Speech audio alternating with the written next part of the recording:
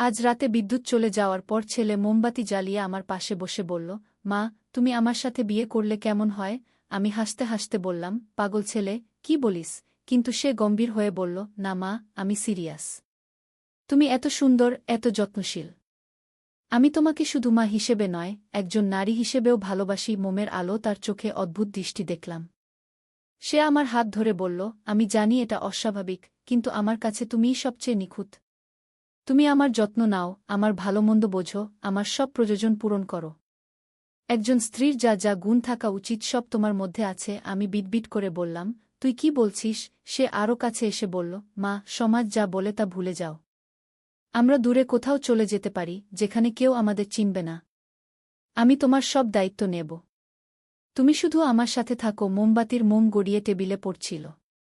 তার কথাগুলো আমার মনের গভীরে অদ্ভুত অনুভূতি জাগাচ্ছিল। সে আমার গাল স্পর্শ করে বলল, মা, আমি তোমাকে খুব ভালোবাসি। শুধু ছেলে হিসেবে নয়, একজন পুরুষ হিসেবে। বিদ্যুৎ ফিরে আসার পর ঘর আলোকিত হলেও আমার মন অন্ধকারে ডুবে রইল। এই গল্পটি সম্পূর্ণ শুনলে আপনাদের পানি অটোমেটিক বের হয়ে যাবে, সো যত দ্রুত সম্ভব হাতের কাছে টিস্যু নিয়ে বসে পড়ো। বিছানার চাদর যেন নষ্ট না হয় সেটা সম্পূর্ণ খেয়াল রাখার অনুরোধ জানিয়ে গল্পটি এখন শুরু করব। তার আগে সর্বশেষ অনুরোধ, দয়া করে এমন পানি বের করার গল্প নিয়মিত শুনতে আমাদের চ্যানেলটি সকলেই সাবস্ক্রাইব করুন। ধন্যবাদ। হ্যালো বন্ধুরা, আমার নাম নীলিমা বন্দ্যোপাধ্যায়। আমার বয়স ৩৯ বছর। আমার স্বামীর নাম সৌমিত্র বন্দ্যোপাধ্যায়, বয়স ৪২ বছর। আমাদের ২ সন্তান, প্রণব আর সৃজা। প্রণব ১৮ বছর বয়সী, এইচএসসি পরীক্ষা দিয়েছে। সৃজা ১৪ বছর বয়সী, নবম শ্রেণীতে পড়ে। সেদিনের ঘটনাটা এখনও আমার মনে গেঁথে আছে। সকালবেলা যখন ঘুম ভেঙে গেল, তখন দেখি প্রণব আমার বিছানার পাশে দাঁড়িয়ে আছে। তার চোখে অন্যরকম একটা ভাব। আমি উঠে বসে বললাম, কি ব্যাপার? এত সকালে? প্রণব বলল, মা, গতকাল রাতে তুমি যা বলেছিলে সেটা নিয়ে আমি সারারাত ভেবেছি। আমি অবাক হয়ে গেলাম। গতকাল রাত? আমি তো কিছুই মনে করতে পারছি না। কি বলেছিলাম আমি? তুমি বলেছিলে যে আমি তোমার সবচেয়ে কাছের মানুষ, যে আমি তোমার সব গোপন কথা জানি, এমনকি বাবার চেয়েও বেশি। আমার মাথায় যেন বাজ পড়ল। আমি কি সত্যিই এমন কিছু বলেছিলাম? মনে করার চেষ্টা করলাম, কিন্তু মনে পড়ছে না। প্রণব আরও কাছে এসে বলল, মা, আমি জানি এটা অস্বাভাবিক শোনাচ্ছে, কিন্তু আমার মনে হয় আমরা একসাথে পালিয়ে গেলে কেমন হয়। কোথাও দূরে, যেখানে কেউ আমাদের চেনে না। আমি তার দিকে তাকিয়ে থাকলাম। এ কি বলছে সে? আমার নিজের ছেলে? তুই কি পাগল হয়ে গেছিস? এসব কি বলছিস? কিন্তু প্রণব থামল না। সে বলল, মা, আমি জানি তুমি বুঝবে না, কিন্তু আমার কাছে তুমিই একমাত্র নিখুঁত নারী। তুমি আমার সব চাহিদা পূরণ করো, আমার সব কথা শোনো। এই সময় হঠাৎ সৌমিত্র ঘরে ঢুকল। কি হচ্ছে এখানে? এত সকালে এত কথাবার্তা কেন? প্রণব তাড়াতাড়ি বলল, কিছু না বাবা, মায়ের সাথে একটু কথা বলছিলাম। সৌমিত্র কিছু না বলে বাথরুমে চলে গেল। কিন্তু আমি প্রণবের দিকে তাকিয়ে ভাবতে লাগলাম, এর মানে কি? দুপুরে খাওয়ার সময় প্রণব আবার আমার কাছে এসে বলল, মা, আমি সিরিয়াস। আমরা কি আজকেই বেরিয়ে পড়তে পারি না? কোথায় যাবি? কি করবি? আমার একটা প্ল্যান আছে। আমি সব ব্যবস্থা করে রেখেছি। তুমি শুধু আমার সাথে চলো। এই কথা শুনে আমার গা ছমছম করে উঠল। এ যেন অন্য কোনো প্রণব। আমার সেই ছোট্ট ছেলে নেই। সন্ধ্যায় সৌমিত্র বাসায় ফিরে এল। আমি তাকে সব কিছু খুলে বললাম। সে প্রথমে বিশ্বাস করল না। তুমি কি বলছো নীলিমা? প্রণব তো আমাদের ভালো ছেলে। ও এমন কথা বলতে পারে না। আমি মিথ্যে বলব কেন? তুমি নিজেই ওর সাথে কথা বলো। সৌমিত্র প্রণবকে ডেকে পাঠাল। প্রণব, এসো বাবা। তোমার মায়ের সাথে তুমি কি কথা বলেছ আজ? প্রণব খুব স্বাভাবিকভাবে বলল, কিছু না বাবা। মায়ের সাথে সাধারণ কথাবার্তা। সৌমিত্র আমার দিকে তাকাল। দেখো, ও তো কিছুই বলছে না। কিন্তু আমি জানতাম প্রণব মিথ্যে বলছে।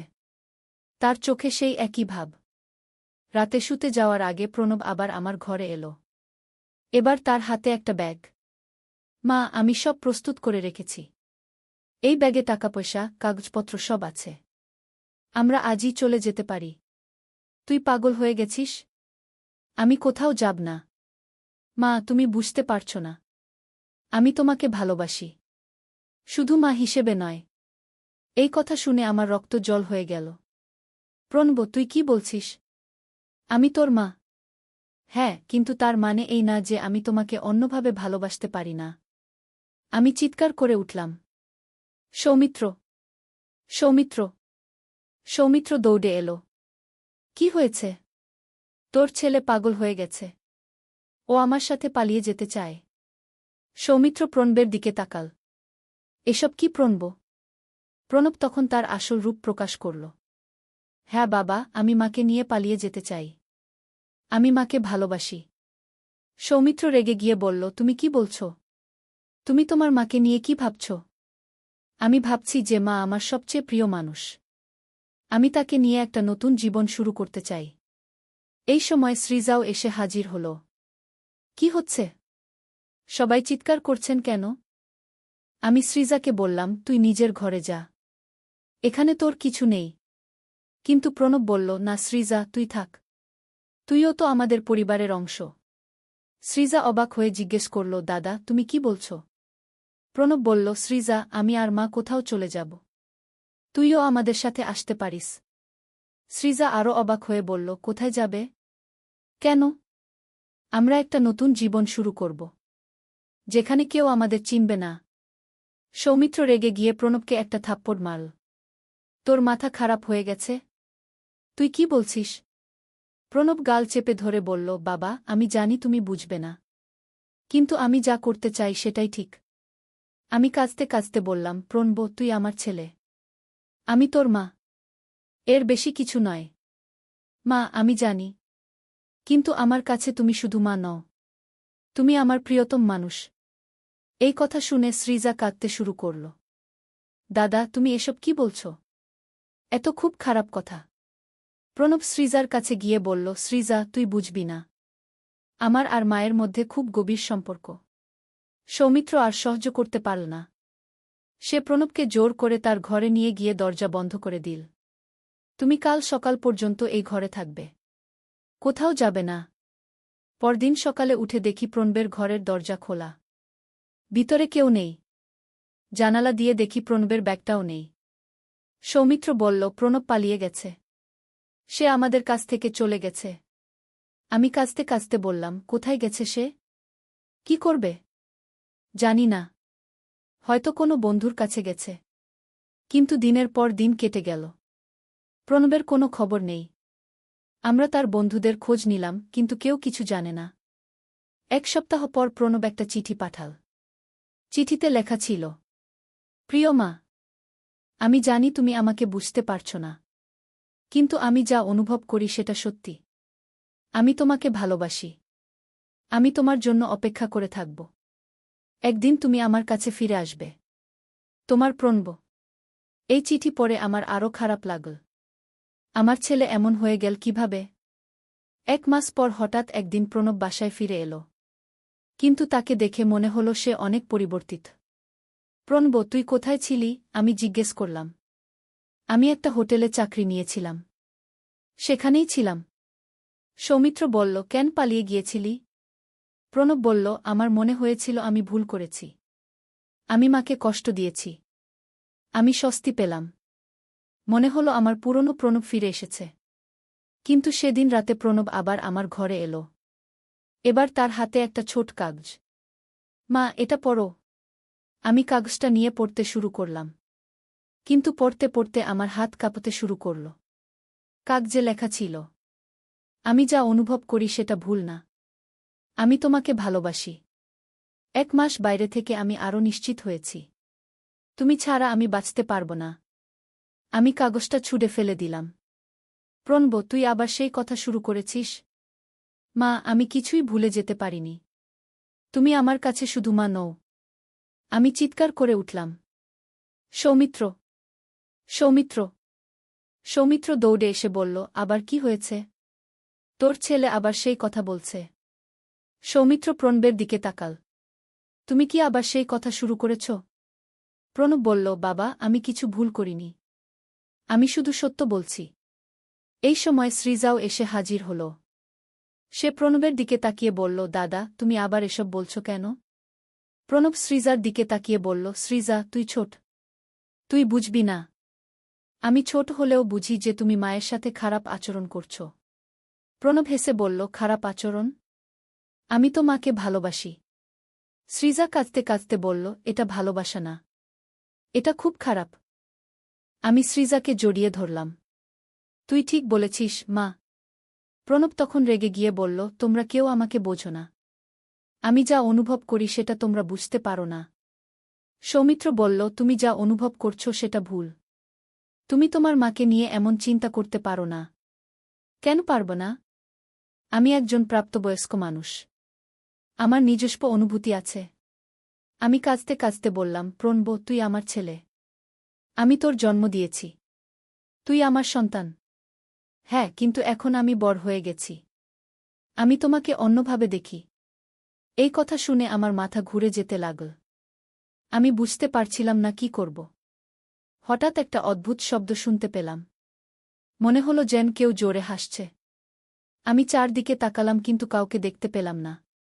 প্রণব শব্দটা শুনতে পেয়েছে। সে বলল, এই শব্দ কোথা থেকে আসছে? সৌমিত্র বলল, হয়তো বাইরে থেকে। কিন্তু শব্দটা আরও জোরে হতে লাগল। এবার মনে হলো যেন কেউ কথা বলছে। হা হা হা। তোমরা সবাই বোকা। তোমরা কিছুই বুঝতে পারছ না। আমরা সবাই ভয় পেয়ে গেলাম। এই কণ্ঠস্বর কার? হঠাৎ প্রণব বলল, আমি জানি এই কণ্ঠস্বর কার। এটা আমার মনের আওয়াজ। তোর মনের আওয়াজ? সৌমিত্র অবাক হয়ে জিজ্ঞেস করল। হ্যাঁ। এই আওয়াজ আমাকে সব সময় বলে যে আমি মাকে ভালোবাসি। এই কথা শুনে আমার গা ছমছম করে উঠল। প্রণবের কি হয়েছে? কণ্ঠস্বর আবার বলল, প্রণব, তুমি সঠিক পথে আছো। তুমি তোমার মাকে ভালোবাসো। এতে কোনো ভুল নেই। প্রণব বলল, দেখো, এই আওয়াজ বলছে আমি ঠিক। সৌমিত্র চিৎকার করে বলল, এসব কি পাগলামি? এই আওয়াজ তোর কল্পনা। কিন্তু কণ্ঠস্বর থামল না। সে বলল, সৌমিত্র, তুমি তোমার ছেলেকে বুঝতে পারছ না। সে যা অনুভব করে সেটা সত্যি। আমি কাঁপতে কাঁপতে বললাম, এই আওয়াজ কোথা থেকে আসছে? হঠাৎ আমাদের টেলিভিশন এমনি এমনি চালু হয়ে গেল। টিভির স্ক্রিনে একটা মুখ দেখা গেল। সেই মুখটা প্রণবের মতোই দেখতে, কিন্তু অনেক বয়স্ক। মনে হলো যেন 50 বছর বয়সী প্রণব। সেই মুখ বলল, আমি ভবিষ্যতের প্রণব। আমি তোমাদের বলতে এসেছি যে প্রণব ঠিক করছে। আমরা সবাই স্তব্ধ হয়ে গেলাম। এ কি হচ্ছে? ভবিষ্যতের প্রণব বলল, নীলিমা, তুমি জানো না যে তুমি আসলে প্রণবের জন্য কতটা বিশেষ। তুমি তার জীবনের সবচেয়ে গুরুত্বপূর্ণ মানুষ। আমি কাঁদতে কাঁদতে বললাম, এসব কি বলছেন? আমি তার মা। হ্যাঁ, তুমি তার মা। কিন্তু তুমি তার চেয়ে অনেক বেশি কিছু। আমি চিৎকার করে বললাম, বন্ধ করো এসব। আমি আর শুনতে পারছি না। কিন্তু ভবিষ্যতের প্রণব হেসে বলল, নীলিমা, তুমি সত্য থেকে পালাতে পারবে না। প্রণব তোমাকে সত্যিকারের ভালোবাসে। হঠাৎ সৃজা চিৎকার করে উঠল, এটা কি হচ্ছে? আমি ভয় পাচ্ছি। সৌমিত্র সৃজাকে জড়িয়ে ধরে বলল, ভয় পেও না মা। এসব সবই মিথ্যা। কিন্তু প্রণব বলল, না বাবা, এসব মিথ্যা না। এটা সত্যি। আমি সত্যিই মাকে ভালোবাসি। টিভির মুখটা আবার বলল, প্রণব, তুমি সাহসের সাথে তোমার অনুভূতি প্রকাশ করেছ। এখন তোমাকে আরও এগিয়ে যেতে হবে। কিভাবে? প্রণব জিজ্ঞেস করল। তুমি তোমার মাকে বোঝাও যে তোমার ভালোবাসা কতটা গভীর। আমি কাঁদতে কাঁদতে বললাম, আমি বুঝতে পারছি না এসব কি হচ্ছে। এটা কি কোনো স্বপ্ন? হঠাৎ করে টিভি বন্ধ হয়ে গেল। চারদিক নীরব হয়ে গেল। প্রণব বলল, মা, তুমি দেখেছ? এটা কোনো স্বপ্ন না। এটা সত্যি। সৌমিত্র রেগে গিয়ে বলল, এসব কি পাগলামি? কোনো ভবিষ্যতের প্রণব নেই। এসব তোর মনের ভ্রম। কিন্তু প্রণব বলল, না বাবা, এটা ভ্রম না। আমি জানি আমি কি দেখেছি। এই সময় বাইরে থেকে একটা কাঠকুটের আওয়াজ এলো। মনে হলো কেউ যেন আমাদের দরজায় কড়া নাড়ছে। সৌমিত্র বলল, কে এত রাতে? দরজা খুলে দেখি একটা বয়স্ক লোক দাঁড়িয়ে আছে। তার চেহারা খুবই অদ্ভুত। মনে হলো যেন সে অনেক দূর থেকে এসেছে। লোকটা বলল, আমি জ্যোতিষী রমেশ চন্দ্র। আমি শুনেছি আপনাদের বাড়িতে অলৌকিক ঘটনা ঘটছে।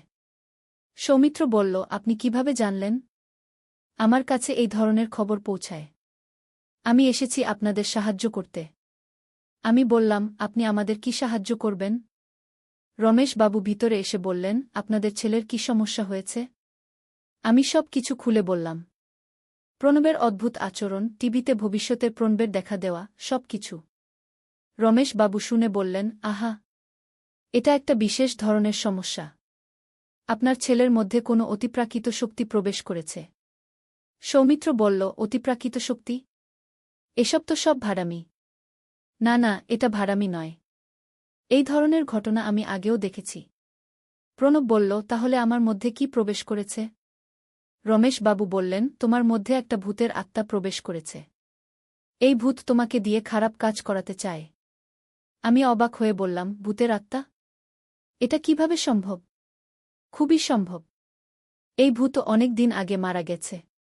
সে জীবিত অবস্থায় তার মায়ের প্রতি অন্যরকম অনুভূতি রাখত। মরার পরও সেই অনুভূতি তার মধ্যে রয়ে গেছে।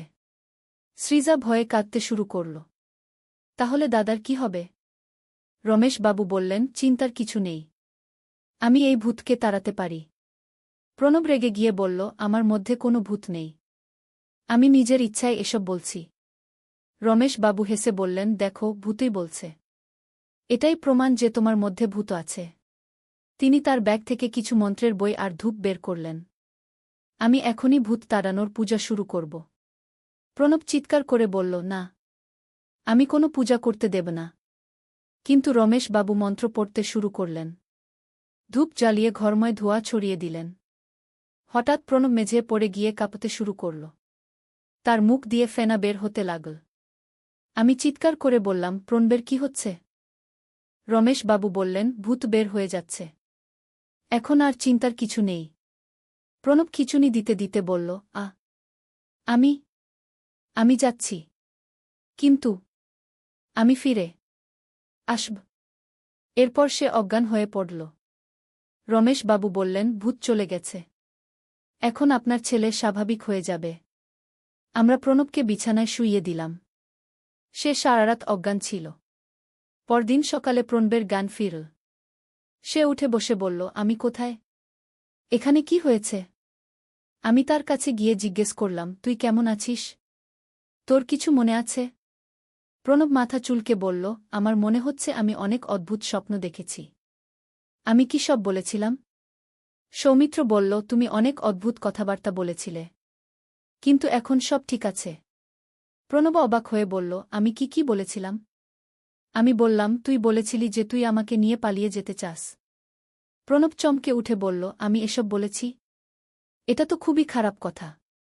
আমি কেন এসব বলবো? রমেশবাবু, যিনি এখনও আমাদের বাসায় ছিলেন, বললেন, তোমার মধ্যে ভূত ছিল। সেই ভূত তোমাকে দিয়ে এসব বলিয়েছিল। প্রণব বলল, ভূত? সত্যি? হ্যাঁ, কিন্তু এখন আর নেই। আমি তাড়িয়ে দিয়েছি।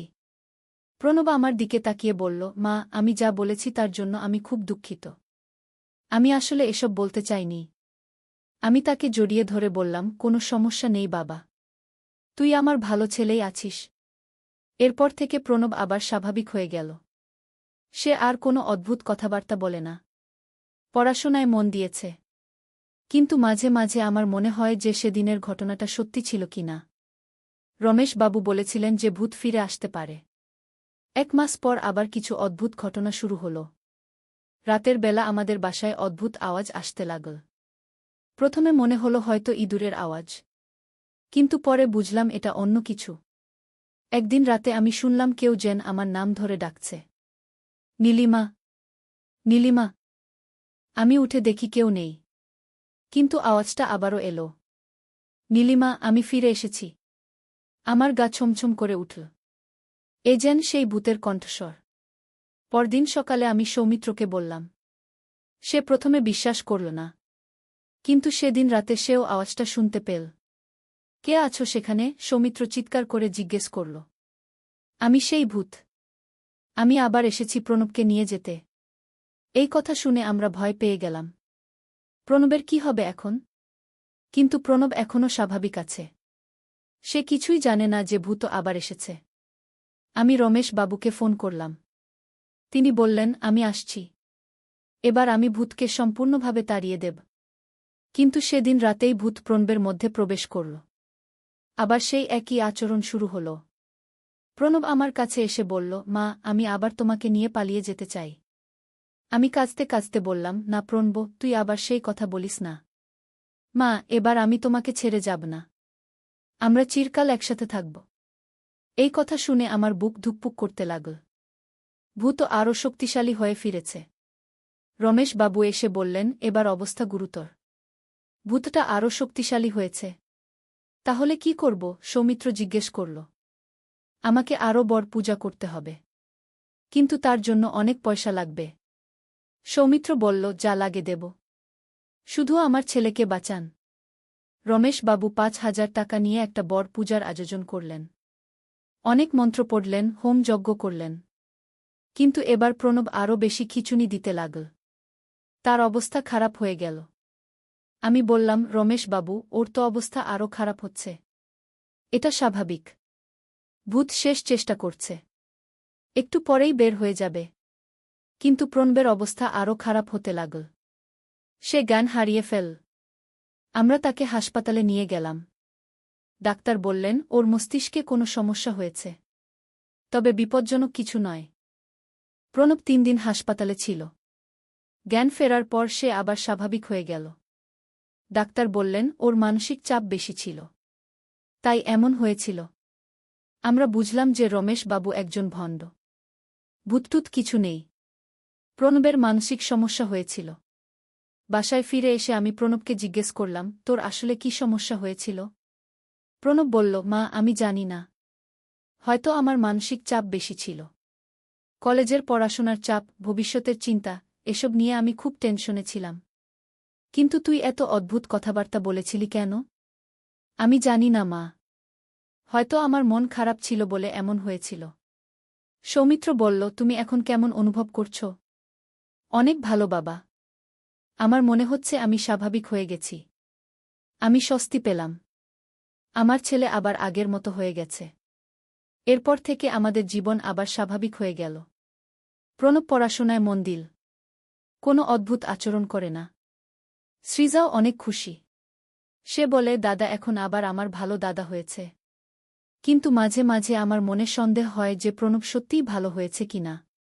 কারণ মাঝে মাঝে সে আমার দিকে এমনভাবে তাকায় যেটা আমার অস্বস্তি লাগে। একদিন রাতে প্রণব আমার ঘরে এসে বলল, মা, আমি তোমার সাথে একটা কথা বলতে চাই। আমার গা ছমছম করে উঠল। আবার সেই পুরনো কথা শুরু করবে? কি কথা? আমি সতর্কভাবে জিজ্ঞেস করলাম। মা, আমি জানি আমি আগে তোমাকে কষ্ট দিয়েছি। কিন্তু এখন আমি সম্পূর্ণভাবে ভালো হয়ে গেছি। আমি স্বস্তি পেলাম। তাই তো মনে হচ্ছে। কিন্তু মা, আমি তোমার কাছে একটা কথা স্বীকার করতে চাই। কি কথা? আমি সত্যিই তোমাকে খুব ভালোবাসি। কিন্তু এখন আমি বুঝতে পেরেছি যে এটা মাছেলের ভালোবাসা। আমি হাসতে হাসতে বললাম, তাহলে তো ভালোই। হ্যাঁ মা। আমি আর কোনো অদ্ভুত কথাবার্তা বলব না। এরপর থেকে প্রণব সত্যিই ভালো ছেলে হয়ে গেল।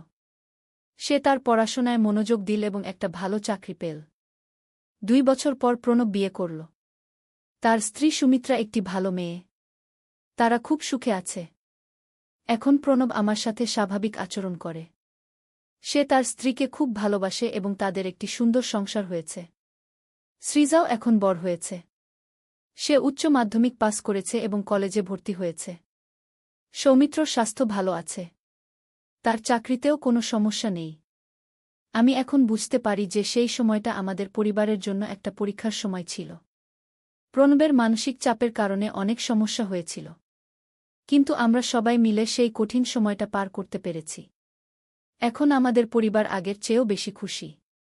মাঝে মাঝে আমি সেই দিনগুলোর কথা ভাবি।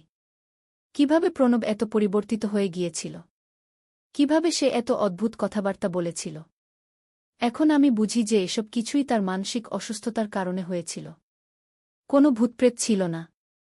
প্রণব এখন একজন দায়িত্বশীল স্বামী এবং পুত্র। সে তার পরিবারের যত্ন নেয় এবং আমাদেরও দেখাশোনা করে। তার স্ত্রী সুমিত্রাও আমাদের সাথে ভালো আচরণ করে। সে আমাকে মায়ের মতো সম্মান করে।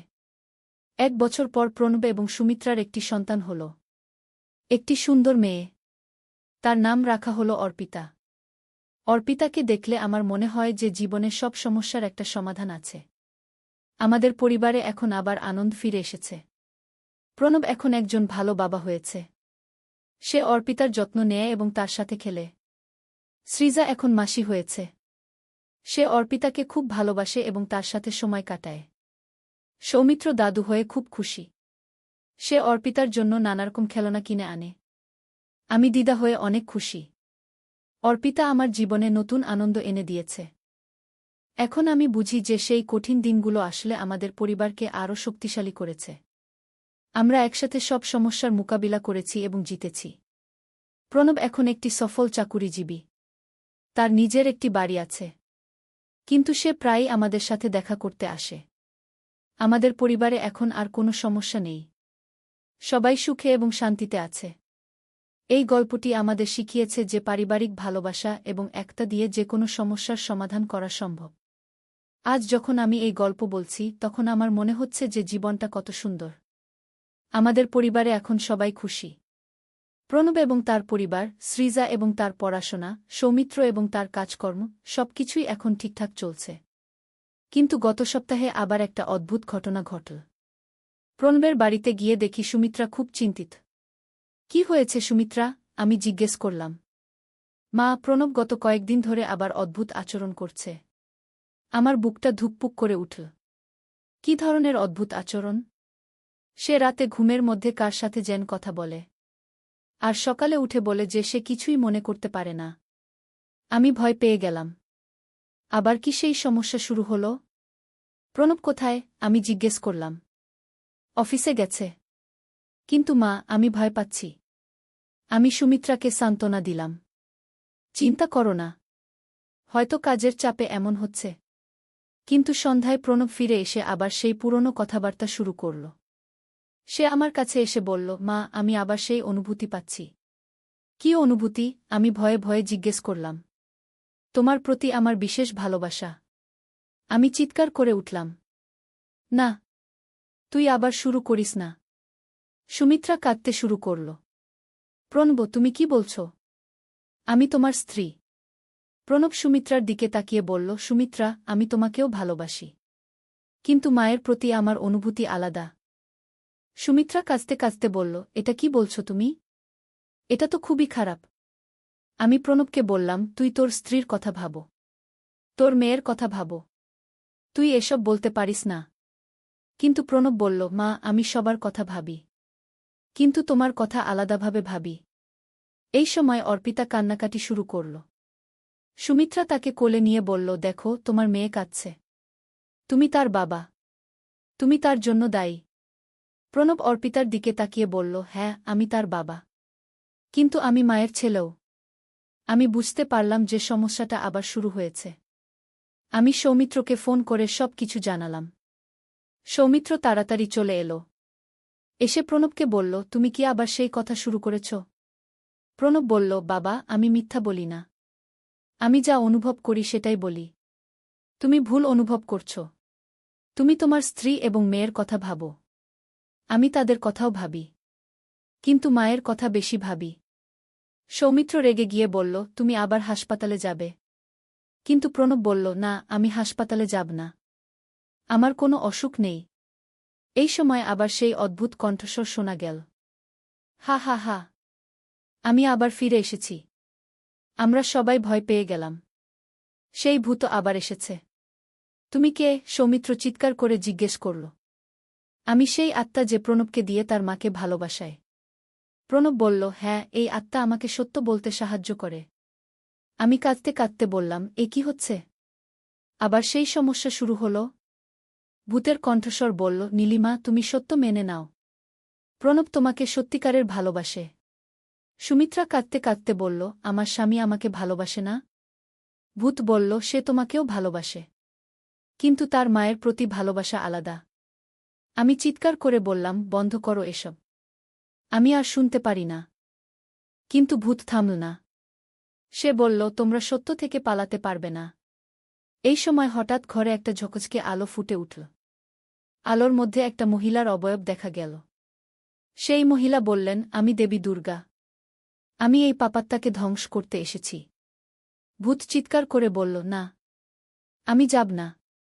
দেবী দুর্গা বললেন, তুমি এই পরিবারকে কষ্ট দিচ্ছ। এটা আমি সহ্য করব না। এরপর একটা প্রচণ্ড আওয়াজ হল। মনে হল যেন বজ্রপাত হয়েছে। ভূতের কণ্ঠস্বর ধীরে ধীরে মিলিয়ে গেল।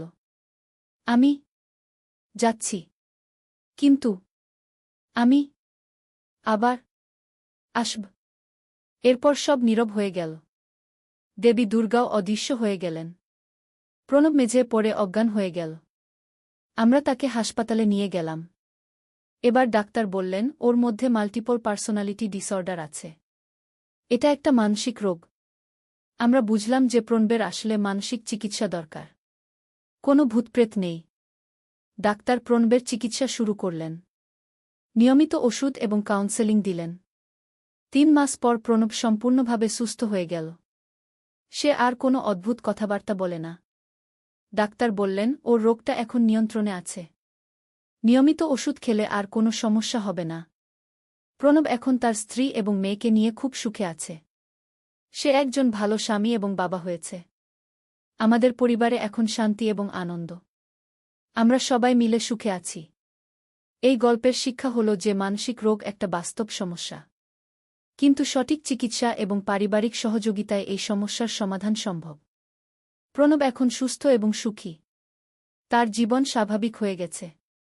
আর আমাদের পরিবারও আগের চেয়ে আরও শক্তিশালী হয়েছে।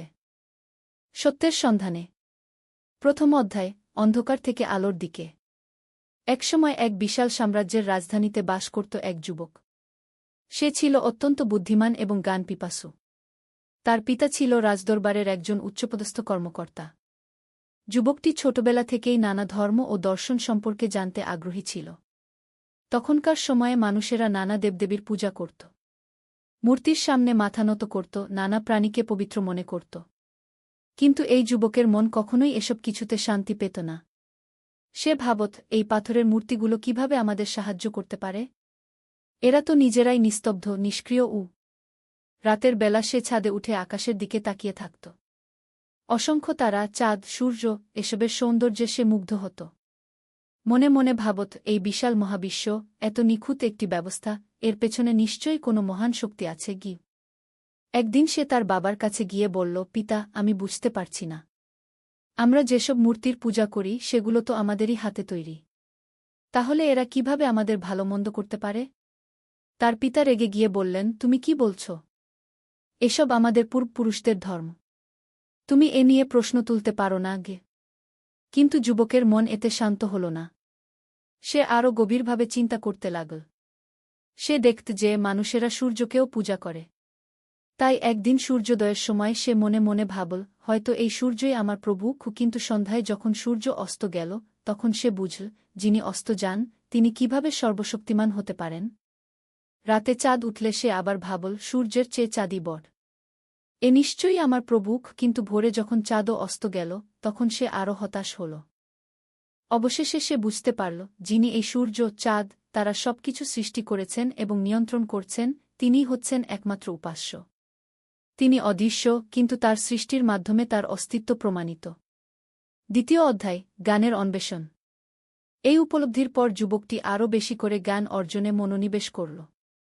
সে শুনেছিল যে দূর মরুভূমির এক গোত্রে একজন মহান নবী এসেছেন। তিনি মানুষদের একত্ববাদের দিকে আহ্বান করছেন। যুবকটি তার কিছু বন্ধুর সাথে সেই মরুভূমির দিকে যাত্রা শুরু করল।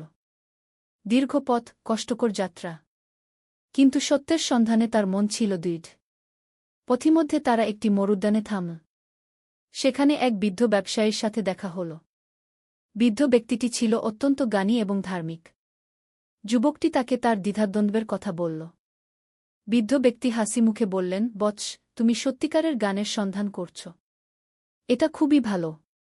জেনে রাখো, আল্লাহ তাআলা একজনই। তিনি সবকিছুর স্রষ্টা এবং নিয়ন্ত্রক। তার কোনো অংশীদার নেই, কোনো সন্তান নেই, তিনি কারো সন্তানও নন। কিন্তু আমরা তাকে কিভাবে চিনব? যুবক জিজ্ঞেস করল। বৃদ্ধ ব্যক্তি আকাশের দিকে হাত তুলে বললেন, দেখো এই আকাশ, এই পৃথিবী। দেখো কত নিখুঁত ব্যবস্থাপনা। সূর্য তার নির্দিষ্ট পথে চলছে, চাঁদ তার কক্ষপথে ঘুরছে। পৃথিবীতে দিনরাত হচ্ছে, ঋতু পরিবর্তন হচ্ছে। গাছপালা বেড়ে উঠছে, মানুষ ও পশুপাখির জন্য খাদ্যের ব্যবস্থা হচ্ছে।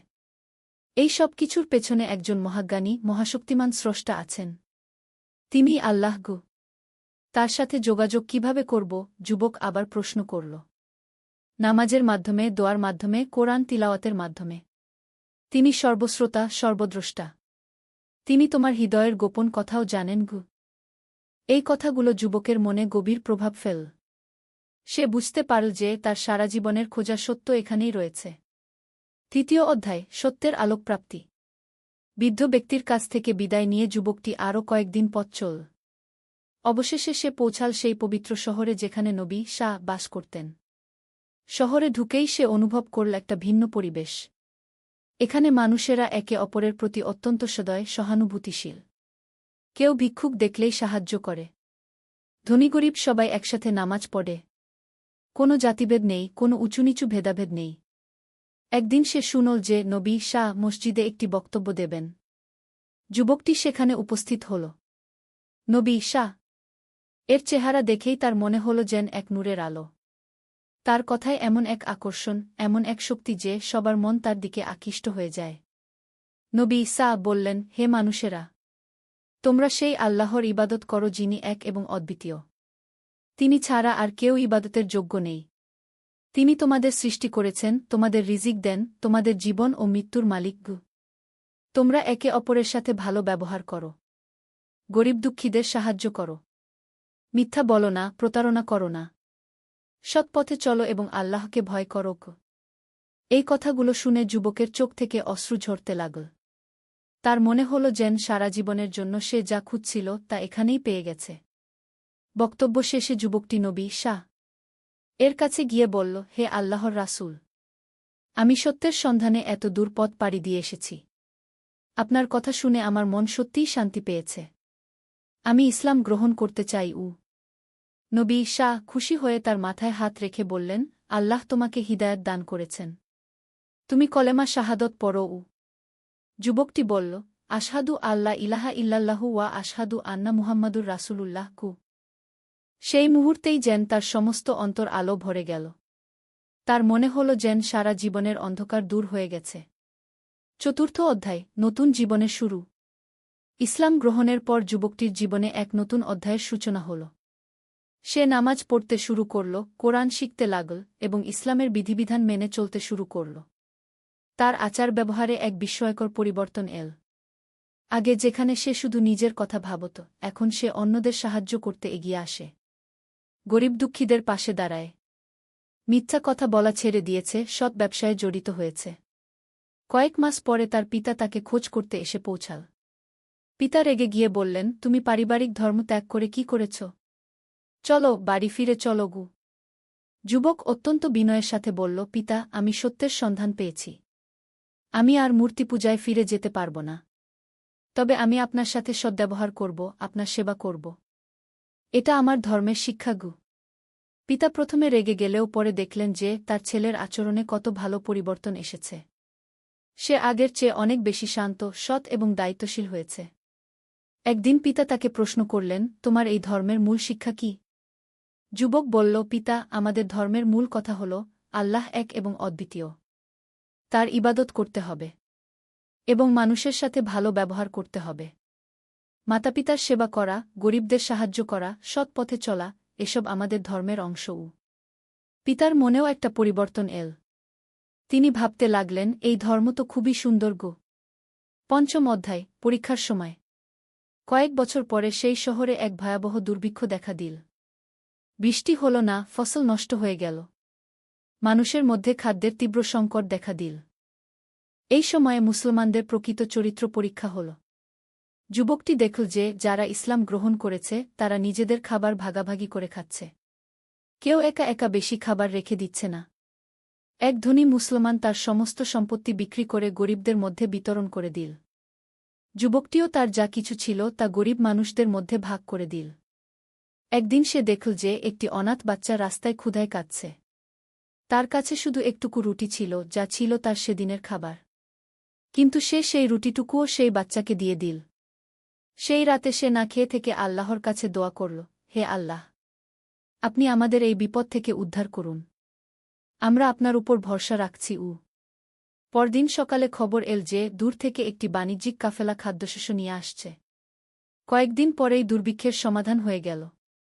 এই ঘটনার পর যুবকটি আরও গভীরভাবে বুঝতে পারল যে আল্লাহর উপর তাওয়াক্কুল, ভরসা রাখতে হবে এবং অন্যদের সাহায্য করতে হবে। ষষ্ঠ অধ্যায়, জ্ঞান প্রচারের দায়িত্ব। কয়েক বছর পর যুবকটি একজন পরিণত জ্ঞানী ব্যক্তি হয়ে উঠল। সে কোরআন ও হাদিস গভীরভাবে অধ্যয়ন করল। নবী শাহ এর কাছ থেকে সরাসরি অনেক কিছু শিখল। একদিন নবী শাহ তাকে ডেকে বললেন, তুমি এখন অন্যদেরকে ইসলামের দাওয়াত দিতে পারো। তোমার নিজের এলাকায় গিয়ে মানুষদের সত্যের পথে আহ্বান করোগ। এই দায়িত্ব পেয়ে যুবকটি খুবই খুশি হল। কিন্তু সাথে সাথে একটা দুশ্চিন্তাও হল। সে ভাবল, আমার নিজের পরিবার পরিজন বন্ধুবান্ধব তো আমার কথা শুনবে না। তারা হয়তো আমাকে বিরোধিতা করবে। নবী শাহ জেন তার মনের কথা বুঝতে পেরে বললেন, হিকমতের সাথে দাওয়াত দিও। কাউকে জোর করো না। তুমি শুধু সত্য পৌঁছে দাও। হিদায়াত দেওয়ার মালিক আল্লাহ গু। এই কথায় যুবকটির মনে সাহস এল। সে তার জন্মভূমির দিকে যাত্রা শুরু করল। সপ্তম অধ্যায়, নিজ ভূমিতে দাওয়াত। নিজের শহরে পৌঁছে যুবকটি দেখল যে সেখানে পরিস্থিতি আরও খারাপ হয়েছে। মানুষেরা আরও বেশি মূর্তিপূজায় লিপ্ত হয়েছে। অনেক রকমের কুসংস্কার ও অন্ধবিশ্বাস চালু হয়েছে। প্রথমে সে তার পরিবারের কাছে গেল। তার মা তাকে দেখে অত্যন্ত খুশি হলেন। কিন্তু যখন শুনলেন যে তিনি ইসলাম গ্রহণ করেছেন এবং মূর্তিপূজা ছেড়ে দিয়েছেন, তখন অত্যন্ত দুঃখ পেলেন। আমার ছেলে, তুমি আমাদের পারিবারিক ধর্ম ত্যাগ করলে? আমাদের দেবদেবীরা নাখুশ হবেন কি? মা কাঁদতে কাঁদতে বললেন। যুবক অত্যন্ত ধৈর্য ও ভালোবাসার সাথে মাকে বোঝানোর চেষ্টা করল, মা, আমি যে ধর্ম গ্রহণ করেছি তা আপনার সাথে আমার সম্পর্কের কোনো ক্ষতি করবে না। বরং এই ধর্ম আমাকে আরও বেশি করে আপনার সেবা করতে শিখিয়েছে। মাতাপিতার সেবা করা আমাদের ধর্মের একটি গুরুত্বপূর্ণ অংশও। কিন্তু তার বাবা খুবই রেগে গেলেন। তুমি যদি এই ধর্ম না ছাড়ো তাহলে আমার ঘরে থাকতে পারবে না। যুবক বলল, পিতা, আমি আপনাকে অসম্মান করতে চাই না, কিন্তু সত্যকে অস্বীকার করতেও পারি না। আমি আপনার সেবা করব, কিন্তু মূর্তি পূজায় ফিরে যেতে পারব না। এই নিয়ে পরিবারে বেশ কিছুদিন টানাপোড়েন চল। কিন্তু যুবকটি ধৈর্য হারাল না। সে তার আচরণ দিয়ে প্রমাণ করতে লাগল যে ইসলাম তাকে আরও ভালো মানুষ বানিয়েছে। অষ্টম অধ্যায়, ধীরে ধীরে পরিবর্তন। যুবকটি প্রতিদিন তার মা বাবার খেদমত করত। তাদের খাবারের ব্যবস্থা করত, অসুখ বিসুখে সেবা করত। এমনকি তারা তাকে মূর্তিপূজার জন্য বললেও সে রেগে যেত না, বিনয়ের সাথে অস্বীকার করত। এদিকে তার বন্ধুবান্ধবদের কাছে সে ইসলামের দাওয়াত পৌঁছাতে শুরু করল। সে তাদের বলত, তোমরা একবার ভেবে দেখো, এই পাথরের মূর্তিগুলো কিভাবে তোমাদের উপকার করতে পারে। এরা তো নিজেরাই অসহায়। অনেকে তার কথা হাসি করে উড়িয়ে দিত। কিন্তু কেউ কেউ গভীরভাবে ভাবতে শুরু করল। একদিন তার একটি বন্ধু তাকে প্রশ্ন করল, তুমি বলো তোমার আল্লাহ সর্বশক্তিমান, কিন্তু আমরা তো তাকে দেখি না। তাহলে কিভাবে বুঝব যে তিনি আছেন? যুবক হাসিমুখে বলল, তুমি কি বাতাস দেখো?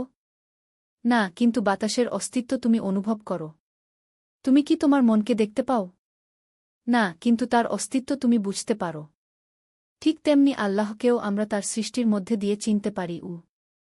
দেখো, আকাশে সূর্য কত নিয়মানুবর্তিতার সাথে উদয় হয় এবং অস্ত যায়। ঋতু পরিবর্তন হয়, গাছে ফল ধরে। এসব কিছুর পেছনে একজন মহান পরিচালক আছেন। তিনি আল্লাহ গো। বন্ধুটি কিছুক্ষণ চুপ থেকে বলল, তোমার কথায় যুক্তি আছে। আমিও ভাবতে শুরু করেছি। ধীরে ধীরে এভাবে তার কয়েকজন বন্ধু ইসলামের প্রতি আগ্রহী হয়ে উঠল। তারাও কলেমা পড়ে মুসলমান হয়ে গেল। নবম অধ্যায়, বিরোধিতার মুখে ধৈর্য। যখন শহরের কিছু মানুষ ইসলাম গ্রহণ করতে শুরু করল, তখন পুরোহিত ও ধর্মীয় নেতারা চিন্তিত হয়ে পড়ল। তারা দেখল যে তাদের অনুসারী কমে যাচ্ছে। তারা যুবকটির বিরুদ্ধে নানা ষড়যন্ত্র শুরু করল। তাকে নিয়ে মিথ্যা গুজব ছড়াতে লাগল। বলতে লাগল যে সে লোকদের ভুল পথে নিয়ে যাচ্ছে। একদিন কয়েকজন পুরোহিত তার কাছে এসে বলল, তুমি এই এলাকা ছেড়ে চলে যাও, নয়তো তোমার ক্ষতি হবে। যুবক শান্তভাবে উত্তর দিল, আমি কারো ক্ষতি করছি না। আমি শুধু মানুষদের সত্যের দিকে আহ্বান করছি। যদি তোমরা মনে করো আমি ভুল, তাহলে তর্কবিতর্কের মাধ্যমে প্রমাণ করো। কিন্তু পুরোহিতরা তর্কবিতর্কে যেতে চাইল না। কারণ তারা জানত যে তাদের যুক্তি দুর্বল। একদিন তারা কিছু দুর্বৃত্তকে দিয়ে যুবকটির উপর আক্রমণ করাল। কিন্তু আল্লাহর রহমতে সে রক্ষা পেল। এই ঘটনার পর কিছু সৎ মানুষ যুবকটির পক্ষে দাঁড়াল। তারা বলল, এই যুবক তো কোনো অন্যায় করছে না। সে অত্যন্ত সৎ ও দয়ালু। তার কথায় যুক্তি আছে। আমরা তার কথা শুনতে চাই। 10ম অধ্যায়, মায়ের হৃদয় পরিবর্তন। এদিকে যুবকটির মা তার ছেলের আচরণ দেখে ধীরে ধীরে প্রভাবিত হতে লাগলেন। তিনি দেখলেন যে ইসলাম গ্রহণের পর তার ছেলে আরও বেশি সৎ, দয়ালু এবং মাতৃভক্ত হয়েছে। একদিন মা অসুস্থ হয়ে পড়লেন। যুবক দিনরাত তার সেবা করতে লাগল। নিজের খাওয়া দাওয়া, ঘুম সব ছেড়ে দিয়ে মায়ের পাশে থাকল। মা তার ছেলেকে বললেন, বৎস, তুমি আমার এত সেবা করছ, অথচ আমি তোমার ধর্মের বিরোধিতা করেছি। যুবক বলল, মা, আপনার সেবা করা আমার ধর্মের শিক্ষা। আল্লাহ বলেছেন মাতাপিতার সাথে সদ্ব্যবহার করতে। আপনি যে ধর্মেরই হন না কেন, আপনি আমার মা। আপনার সেবা করা আমার কর্তব্য। মায়ের চোখে পানি এসে গেল। তিনি বুঝতে পারলেন যে তার ছেলের ধর্ম সত্যিই সুন্দর। কয়েকদিন পরে মা সুস্থ হয়ে উঠলেন। একদিন তিনি তার ছেলেকে বললেন, বৎস, তোমার ধর্ম সম্পর্কে আমাকে আরও বলো। আমি জানতে চাই। যুবক খুবই খুশি হয়ে মাকে ইসলামের মূল বিষয়গুলো বোঝাতে লাগল। আল্লাহর একত্বের কথা, নামাজের গুরুত্ব, দানস্তকার ফজিলত, পরকালের জীবনের কথা। মা মনোযোগ দিয়ে সব শুনলেন। কয়েকদিন গভীর চিন্তাভাবনার পর তিনি বললেন, বৎস, আমিও তোমার ধর্ম গ্রহণ করতে চাই। সেই দিন মা কলেমা পড়ে ইসলাম গ্রহণ করলেন। যুবক আনন্দে কেঁদে ফেল। তার মনে হল যেন আকাশ থেকে খুশির বৃষ্টি নামছে। 11 অধ্যায়, সমাজে পরিবর্তনের সূচনা। মায়ের ইসলাম গ্রহণের খবর শুনে আশেপাশের অনেক নারী কৌতূহলী হয়ে উঠল। তারা এসে তার মায়ের কাছে ইসলাম সম্পর্কে জানতে চাইল। মা তাদেরকে বললেন, এই ধর্মে নারীদের অনেক সম্মান আছে। মা হিসেবে আমরা পুত্রের জন্নতের চাবি। স্ত্রী হিসেবে আমরা স্বামীর অর্ধেক দিন। কন্যা হিসেবে আমরা বাবার জন্নতের কারণ গি। আর সবচেয়ে বড় কথা হল, এই ধর্মে আল্লাহর কাছে নারী পুরুষ সবাই সমান। কোনো ভেদাভেদ নেই। এই কথা শুনে অনেক নারী ইসলামের প্রতি আগ্রহী হয়ে উঠল। ধীরে ধীরে কয়েকজন ইসলাম গ্রহণ করল। অন্যদিকে যুবকটি পুরুষদের মধ্যে দাওয়াতের কাজ চালিয়ে যেতে লাগল। সে একটি ছোট মসজিদ তৈরি করল। সেখানে নিয়মিত নামাজ হতে লাগল। প্রতি শুক্রবার জুমার খুতবা দিত। তার খুতবার বিষয়বস্তু হতো আল্লাহর একত্ব, নৈতিক জীবনযাত্রা, পারস্পরিক সহযোগিতা, দানসদকার গুরুত্ব। এই খুতবা শুনে অনেক মানুষের মন পরিবর্তন হতে লাগল। এমনকি কিছু মূর্তিপূজারীও চিন্তা করতে শুরু করল। 12 অধ্যায়, বাবার হৃদয় গলে যাওয়া। যুবকটির বাবা এতদিন ইসলামের বিরোধিতা করে আসছিলেন। কিন্তু দেখতে পেলেন যে তার স্ত্রী ইসলাম গ্রহণের পর আরও বেশি শান্তিতে আছেন। তিনি আরও বেশি ধার্মিক হয়েছেন, আরও বেশি দানসদকা করেন। একদিন বাবা অসুস্থ হয়ে পড়লেন। ডাক্তার বললেন যে তার অবস্থা গুরুতর। যুবক ও তার মা দিনরাত বাবার সেবা করতে লাগলেন। সেই সময় যুবক তার বাবার কাছে বলল, বাবা, আপনি সুস্থ হয়ে উঠুন। আমি আল্লাহর কাছে আপনার জন্য দোয়া করছি। বাবা বললেন, তুমি তো আমার ধর্মের বিরোধিতা করেছ। তাহলে আমার জন্য দোয়া করছ কেন? যুবক বলল, বাবা, আপনি আমার পিতা। আমি আপনাকে ভালোবাসি। আমি চাই আপনি সুস্থ হয়ে উঠুন এবং সত্যের পথ খুঁজে পান। বাবার চোখে পানি এসে গেল। তিনি বুঝতে পারলেন যে ইসলাম তার ছেলেকে আরও ভালো মানুষ বানিয়েছে। কয়েকদিন পরে বাবার শরীর আরও খারাপ হল। মৃত্যুর আগে তিনি তার ছেলেকে ডেকে বললেন, বৎস, আমি এখন বুঝতে পারছি যে তোমার পথই সত্য। আমিও ইসলাম গ্রহণ করতে চাই। যুবক আনন্দে ও দুঃখে একসাথে কেঁদে ফেল। বাবা কলেমা পড়লেন এবং কয়েক ঘণ্টা পর তিনি ইন্তেকাল করলেন। যুবক মনে করল যে তার বাবা ঈমানের সাথেই দুনিয়া থেকে বিদায় নিয়েছেন। 13 অধ্যায়, ইসলামী সমাজের বিকাশ। বাবার মৃত্যুর পর যুবকটি আরও বেশি করে দাওয়াতের কাজে মনোনিবেশ করল। তার নেতৃত্বে ছোট একটি ইসলামী সমাজ গড়ে উঠল। এই সমাজের বৈশিষ্ট্য ছিল সবাই একসাথে নামাজ পড়ত। ধনী গরিবের মধ্যে কোনো ভেদাভেদ ছিল না। কেউ সমস্যায় পড়লে সবাই সাহায্য করত। কোনো মিথ্যা, প্রতারণা, চুরি ডাকাতি ছিল না। নারী পুরুষ সবাই সম্মানিত জীবনযাপন করত। আশেপাশের শহর থেকে মানুষ এসে এই সমাজ দেখে অবাক হতো। তারা বলত, এরা কিভাবে এত শান্তিতে, ভালোবাসায় থাকে? একদিন পাশের শহর থেকে এক ব্যবসায়ী এলেন। তিনি কয়েকদিন এই মুসলিম সমাজে থেকে গেলেন। তিনি দেখলেন যে এখানে কেউ তার সাথে প্রতারণা করে না। সবাই সৎ ব্যবসা করে। কেউ দরিদ্র হলে সবাই তাকে সাহায্য করে। ব্যবসায়ী যুবকটির কাছে এসে বললেন, আপনাদের এই জীবন ব্যবস্থা অসাধারণ। এর রহস্য কি? যুবক বলল, আমাদের একমাত্র গোপন কথা হল, আমরা আল্লাহকে ভয় করি এবং একে অপরকে ভালোবাসি। আমরা জানি যে আমরা যা কিছু করি, আল্লাহ সব দেখেন। তাই আমরা সৎ কাজ করতে চেষ্টা করি গি। ব্যবসায়ী বললেন, আমিও এই ধর্ম গ্রহণ করতে চাই গি। এভাবে ধীরে ধীরে ইসলাম ছড়িয়ে পড়তে লাগল। 14 অধ্যায়, জীবনের শেষ পর্যায়ে। অনেক বছর পেরিয়ে গেল। যুবকটি এখন একজন বয়স্ক, সম্মানিত ব্যক্তি। তার চুলদাড়ি সাদা হয়ে গেছে। কিন্তু তার চোখে এখনও সেই তেজ, সেই উৎসাহ। তিনি এই দীর্ঘ জীবনে অনেক মানুষকে ইসলামের পথে আনতে পেরেছেন। অনেক মসজিদ, মাদ্রাসা, এতিমখানা তৈরি করেছেন।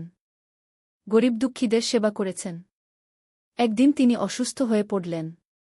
তার ছেলেমেয়েরা, শিষ্যরা তার চারপাশে জড়ো হলেন।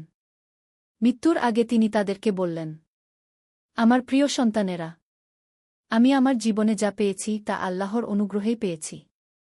আমি কিছুই ছিলাম না, সত্যের সন্ধানী একজন তরুণ ছিলাম মাত্র। আল্লাহ আমাকে হিদায়াত দান করেছেন। তোমরাও সত্যের পথে চলো। আল্লাহকে ভয় করো। মানুষের সেবা করো। ইসলামের সুন্দর শিক্ষাগুলো অন্যদের কাছে পৌঁছে দাও। মনে রেখো, দুনিয়ার জীবন ক্ষণস্থায়ী। আসল জীবন পরকালে। সেই জীবনের জন্য প্রস্তুতি নাও। এই কথা বলে তিনি চোখ বন্ধ করলেন এবং খিলা ইলাহা ইল্লাল্লাহকে পড়তে পড়তে ইন্তেকাল করলেন। উপসংহার, অনন্ত প্রভাব। তার মৃত্যুর পর পুরো শহরের মানুষ তার জানাজায় অংশগ্রহণ করল। হিন্দু, বৌদ্ধ, খ্রিস্টান সবাই এসেছিল। কারণ তিনি সবার কাছেই ছিলেন একজন সৎ, দয়ালু মানুষ। তার মৃত্যুর পরও তার রেখে যাওয়া আদর্শ, শিক্ষা প্রতিষ্ঠান, দাতব্য সংস্থাগুলো কাজ করতে থাকল। তার শিষ্যরা তার কাজ এগিয়ে নিয়ে গেল। বছরের পর বছর ধরে মানুষেরা তার কথা স্মরণ করল। কিভাবে একজন সত্যসন্ধানী তরুণ ইসলাম গ্রহণ করে গোটা সমাজকে পরিবর্তন করে দিয়েছিল। তার জীবনী থেকে মানুষেরা শিক্ষা নিত। সত্যের সন্ধান করতে হবে, যতই কষ্ট হোক। পরিবার পরিজনের বিরোধিতা সত্ত্বেও সত্যকে আঁকড়ে ধরতে হবে। ইসলাম গ্রহণের পর জীবনযাত্রায় পরিবর্তন আনতে হবে। অন্যদের কাছে ইসলামের দাওয়াত পৌঁছাতে হবে। সব ধরনের মানুষের সাথে ভালো ব্যবহার করতে হবে। শিক্ষা ও উপদেশ। এই গল্প থেকে আমরা যে শিক্ষাগুলো পাই: 1. সত্যসন্ধান, জীবনের প্রকৃত উদ্দেশ্য খোঁজা প্রতিটি মানুষের দায়িত্ব। যুবকটি মূর্তি পূজায় সন্তুষ্ট না হয়ে আসল স্রষ্টার সন্ধান করেছিল। 2. ধৈর্য ও অধ্যবসায়, সত্যের পথে চলতে হলে অনেক বাধাবিপত্তির সম্মুখীন হতে হয়। কিন্তু ধৈর্য রেখে এগিয়ে যেতে হয়। 3. পারিবারিক সম্পর্ক, ইসলাম গ্রহণের পর পরিবারের সাথে সম্পর্ক ছিন্ন করা নয়, বরং আরও ভালো আচরণ করতে হয়। 4. দাওয়াতের গুরুত্ব, নিজে সত্য পথ পেয়ে বসে থাকলে চলবে না। অন্যদেরকেও সেই পথে আনার চেষ্টা করতে হবে। 5. সামাজিক দায়বদ্ধতা, একজন মুসলিমের উচিত সমাজের কল্যাণে কাজ করা। গরিব দুঃখীদের সেবা করা। 6. আল্লাহর উপর ভরসা, জীবনের সব বিষয়ে আল্লাহর উপর ভরসা রাখতে হবে। তিনিই সব সমস্যার সমাধান দিতে পারেন। 7. আখিরাতের প্রস্তুতি, দুনিয়ার জীবন ক্ষণস্থায়ী। আসল জীবন পরকালে। তাই সেই জীবনের জন্য প্রস্তুতি নিতে হবে। এই গল্পটি আমাদের মনে করিয়ে দেয় যে ইসলাম শুধু একটা ধর্ম নয়, এটা একটা পূর্ণাঙ্গ জীবন ব্যবস্থা, যা মানুষের ব্যক্তিগত ও সামাজিক জীবনকে সুন্দর করে তোলে। আল্লাহ আমাদের সবাইকে হিদায়াত দান করুন এবং সিরাতুল মুস্তাকিমে চলার তৌফিক দান করুন। আমিন। একদিন আলী সাহেব সোহেলের অফিসে এলেন। সোহেল তাকে দেখে অবাক হয়ে গেল। স্যার, আপনি এখানে? হ্যাঁ সোহেল, তোমার অফিস একবার দেখতে চাইলাম। খুব সুন্দর হয়েছে গু। আলী সাহেব পুরো অফিস ঘুরে দেখলেন। কর্মচারীদের সাথে কথা বললেন। তারপর সোহেলের রুমে এসে বসলেন। সোহেল, তুমি অনেক দূর এসেছ। মনে আছে 7 বছর আগে তুমি যখন আমার অফিসে প্রথম এসেছিলে চা বানানোর কাজ করতে? হ্যাঁ স্যার, সব মনে আছে। আমি গর্বিত যে আমি তোমাকে একটা সুযোগ দিয়েছিলাম। আর তুমি সেই সুযোগকে কাজে লাগিয়েছ। জানো সফলতার মূল সূত্র কি? কি স্যার? কঠোর পরিশ্রম, সততা আর হাল না ছাড়া। তোমার মধ্যে এই 3টা গুণই আছে গু। সোহেল চোখে জল নিয়ে বলল, আপনি না থাকলে আজ আমি এখানে পৌঁছাতে পারতাম না স্যার। না সোহেল, আমি শুধু একটা দরজা খুলে দিয়েছিলাম। ভেতরে ঢুকে পথ তৈরি করেছ তুমি নিজে গু। আলী সাহেব চলে যাওয়ার আগে বললেন, আমার একটা বড় প্রজেক্ট আছে। একটা 20 ফ্লোর বিজনেস টাওয়ার। আমি চাই তুমি এই প্রজেক্টে আমার সাথে পার্টনার হও। 50-50। রাজি? সোহেল অবাক হয়ে গেল। এত বড় প্রজেক্ট? স্যার, আমার কি যথেষ্ট সামর্থ্য আছে? আছে। আমি বিশ্বাস করি। সোহেল রাজি হয়ে গেল। এটা তার জীবনের সবচেয়ে বড় প্রজেক্ট হবে। 50 অধ্যায়, বড় চ্যালেঞ্জ। 20 ফ্লোর বিজনেস টাওয়ারের কাজ শুরু হল। এটা সোহেলের জীবনের সবচেয়ে বড় চ্যালেঞ্জ। প্রজেক্টের বাজেট প্রায় 10 করোড় টাকা। সোহেলকে 5 করোড় টাকা ইনভেস্ট করতে হবে। সোহেল তার সব সঞ্চয়ে, ব্যাংক লোন আর কিছু ইনভেস্টর থেকে টাকা জোগাড় করল। এটা একটা বিশাল ঝুঁকি। যদি প্রজেক্ট ব্যর্থ হয়, সব শেষ। মিনা চিন্তিত ছিল। সোহেল, এত বড় ঝুঁকি নেওয়া ঠিক হবে? মিনা, জীবনে বড় কিছু করতে হলে ঝুঁকি নিতে হয়। আমি এই সুযোগ হাতছাড়া করতে চাই না গিয়ে। কিন্তু যদি কিছু ভুল হয়? ভুল হবে না। আমি আলী সাহেবের সাথে আছি। উনি আমাকে গাইড করবেন। প্রজেক্ট শুরু হল। প্রথম 6 মাস সব ভালোই চলছিল। কাজ সময়মতো হচ্ছে, বাজেট ঠিক আছে। কিন্তু 7 মাসের মাথায় একটা বড় সমস্যা দেখা দিল। একজন প্রধান ইনভেস্টর হঠাৎ তার টাকা ফেরত চাইলেন। তিনি অন্য একটা জরুরি কাজে টাকা লাগবে বলে জানালেন। 1 করোড় টাকা ফেরত দিতে হবে। সোহেল বিপদে পড়ে গেল। 1 করোড় টাকা এখন কোথায় পাবে? প্রজেক্টে সব টাকা ঢেলে দিয়েছে। সে আলী সাহেবের সাথে কথা বলল। আলী সাহেব বললেন, চিন্তা করো না, আমি ব্যবস্থা করছি। কিন্তু আলী সাহেবও বড় একটা প্রজেক্টে আটকে আছেন। তার হাতে লিকুইড ক্যাশ নেই। সোহেল অন্য ব্যাংক থেকে লোন নেওয়ার চেষ্টা করল। কিন্তু ব্যাংক বলল, ইতিমধ্যে তার অনেক লোন আছে, নতুন লোন দিতে পারবে না। সোহেল রাতে ঘুমাতে পারছিল না। খাওয়া দাওয়া বন্ধ করে দিয়েছিল। মিনা তাকে দেখে খুব চিন্তিত হয়ে গেল। সোহেল, প্লিজ নিজেকে এভাবে শেষ করে ফেলো না। কোনো একটা রাস্তা বের হবেই কি। কিন্তু সোহেল কোনো রাস্তা দেখতে পাচ্ছিল না। ইনভেস্টর 15 দিন সময় দিয়েছে। 15 দিনের মধ্যে টাকা ফেরত না দিলে তিনি আইনি ব্যবস্থা নেবেন। 10 দিন কেটে গেল। সোহেল কোনো সমাধান খুঁজে পেল না। সে প্রায় হাল ছেড়ে দিয়েছিল। 11 দিনের দিন একটা অপ্রত্যাশিত ঘটনা ঘটল।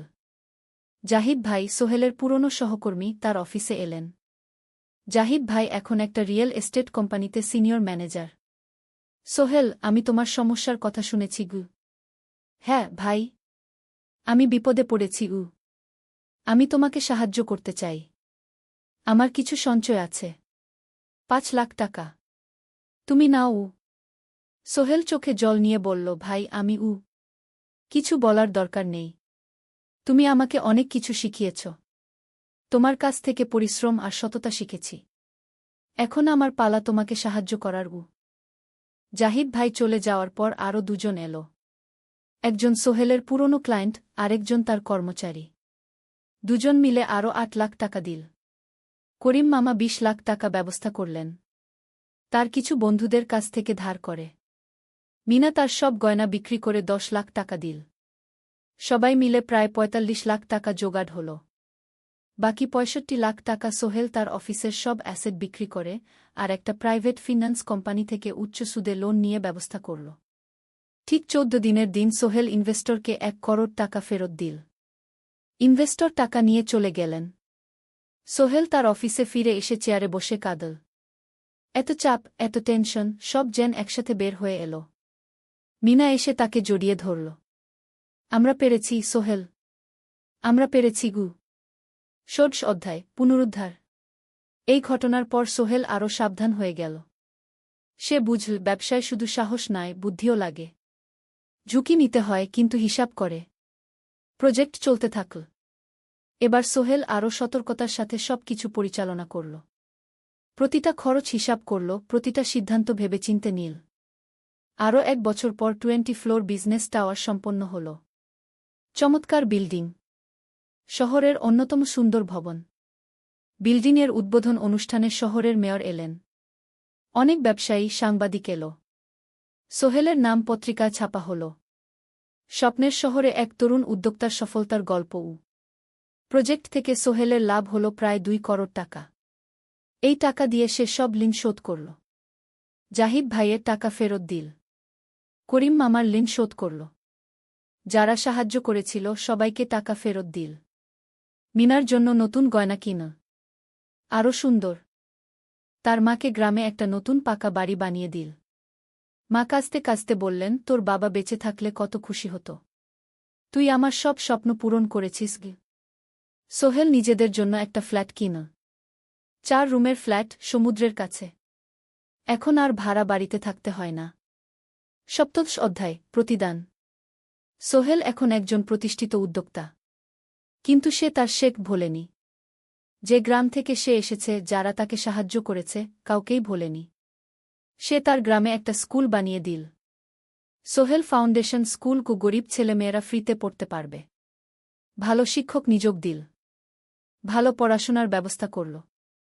শহরে একটা ফ্রি মেডিকেল ক্লিনিক খুল। গরিব মানুষরা ফ্রিতে চিকিৎসা পাবে। প্রতি বছর 10 জন মেধাবী কিন্তু গরিব ছাত্রছাত্রীকে স্কলারশিপ দেওয়া শুরু করল। তারা বিনামূল্যে পড়াশোনা করতে পারবে। একদিন একটা টিভি চ্যানেল সোহেলের ইন্টারভিউ নিতে এল।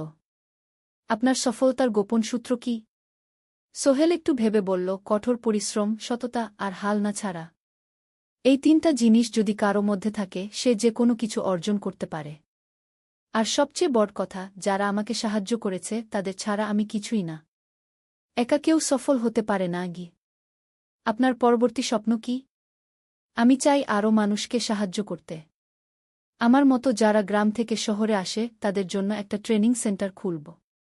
তারা সেখানে বিভিন্ন স্কিল শিখতে পারবে, চাকরি পাবে, নিজের পায়ে দাঁড়াতে পারবে।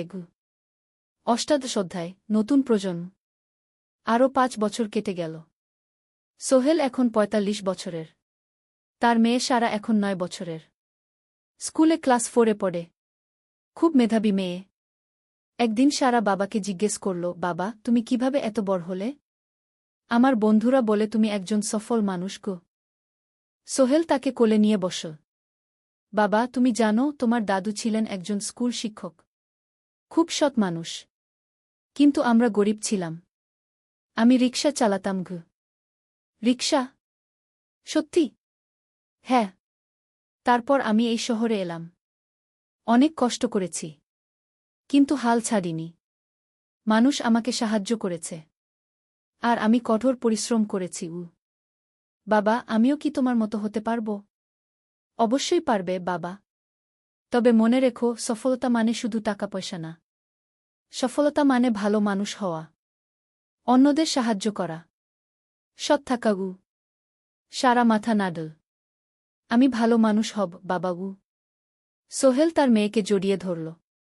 মনে মনে ভাবল, তার জীবনের সব কষ্ট সার্থক হয়েছে। মিনা রান্নাঘর থেকে ডাকল, খাবার তৈরি। এসো। সোহেল সারাকে নিয়ে ডাইনিং টেবিলে গেল। ঋতু এসেছে। সে এখন বিয়ে করেছে, তার একটা ছেলে হয়েছে। সোহেলের মা মাঝে মাঝে চট্টগ্রামে বেড়াতে আসেন।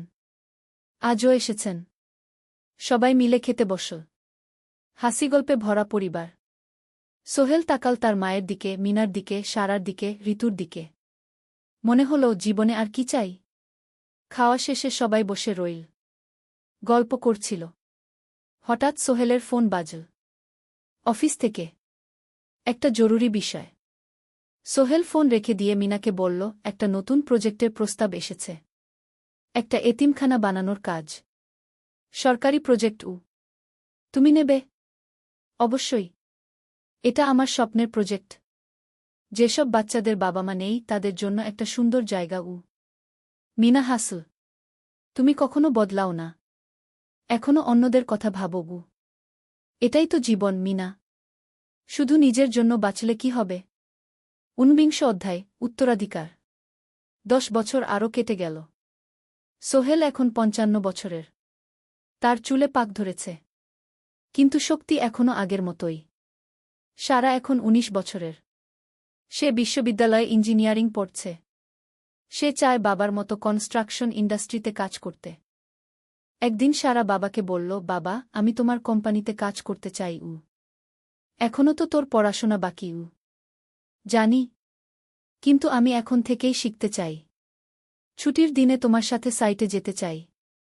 দেখতে চাই কিভাবে কাজ হয়। সোহেল খুশি হয়ে গেল। তার মেয়ে তার পথ অনুসরণ করতে চায়। ঠিক আছে, কিন্তু শর্ত হল তোকে সবকিছু নিজ থেকে শিখতে হবে। কোনো স্পেশাল ট্রিটমেন্ট পাবি না। আমি তো তাই চাই, বাবাগু। সারা তার বাবার সাথে কাজ শিখতে শুরু করল।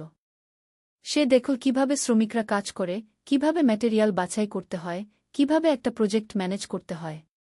সোহেল তাকে কোনো সহজ পথ দিল না। সারাকেও সবার মতো কষ্ট করতে হল।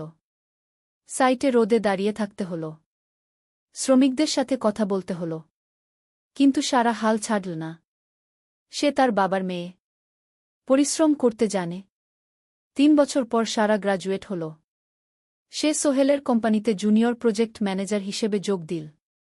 সোহেল ধীরে ধীরে সারাকে বড় দায়িত্ব দিতে শুরু করল। সারা তার বাবার মতোই সৎ, পরিশ্রমী। ২০ অধ্যায়, সমাপ্তি নয়, নতুন শুরু।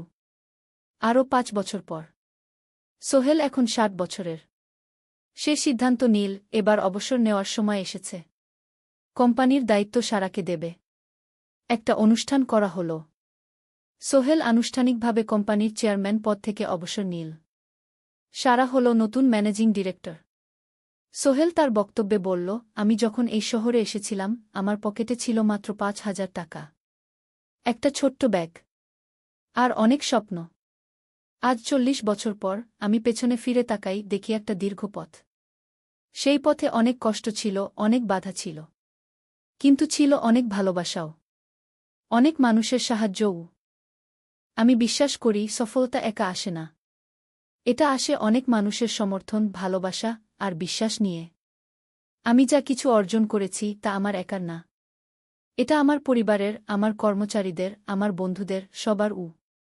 আজ আমি আমার মেয়ে সারার হাতে এই দায়িত্ব তুলে দিচ্ছি। আমি জানি সে আমার চেয়ে ভালো করবে।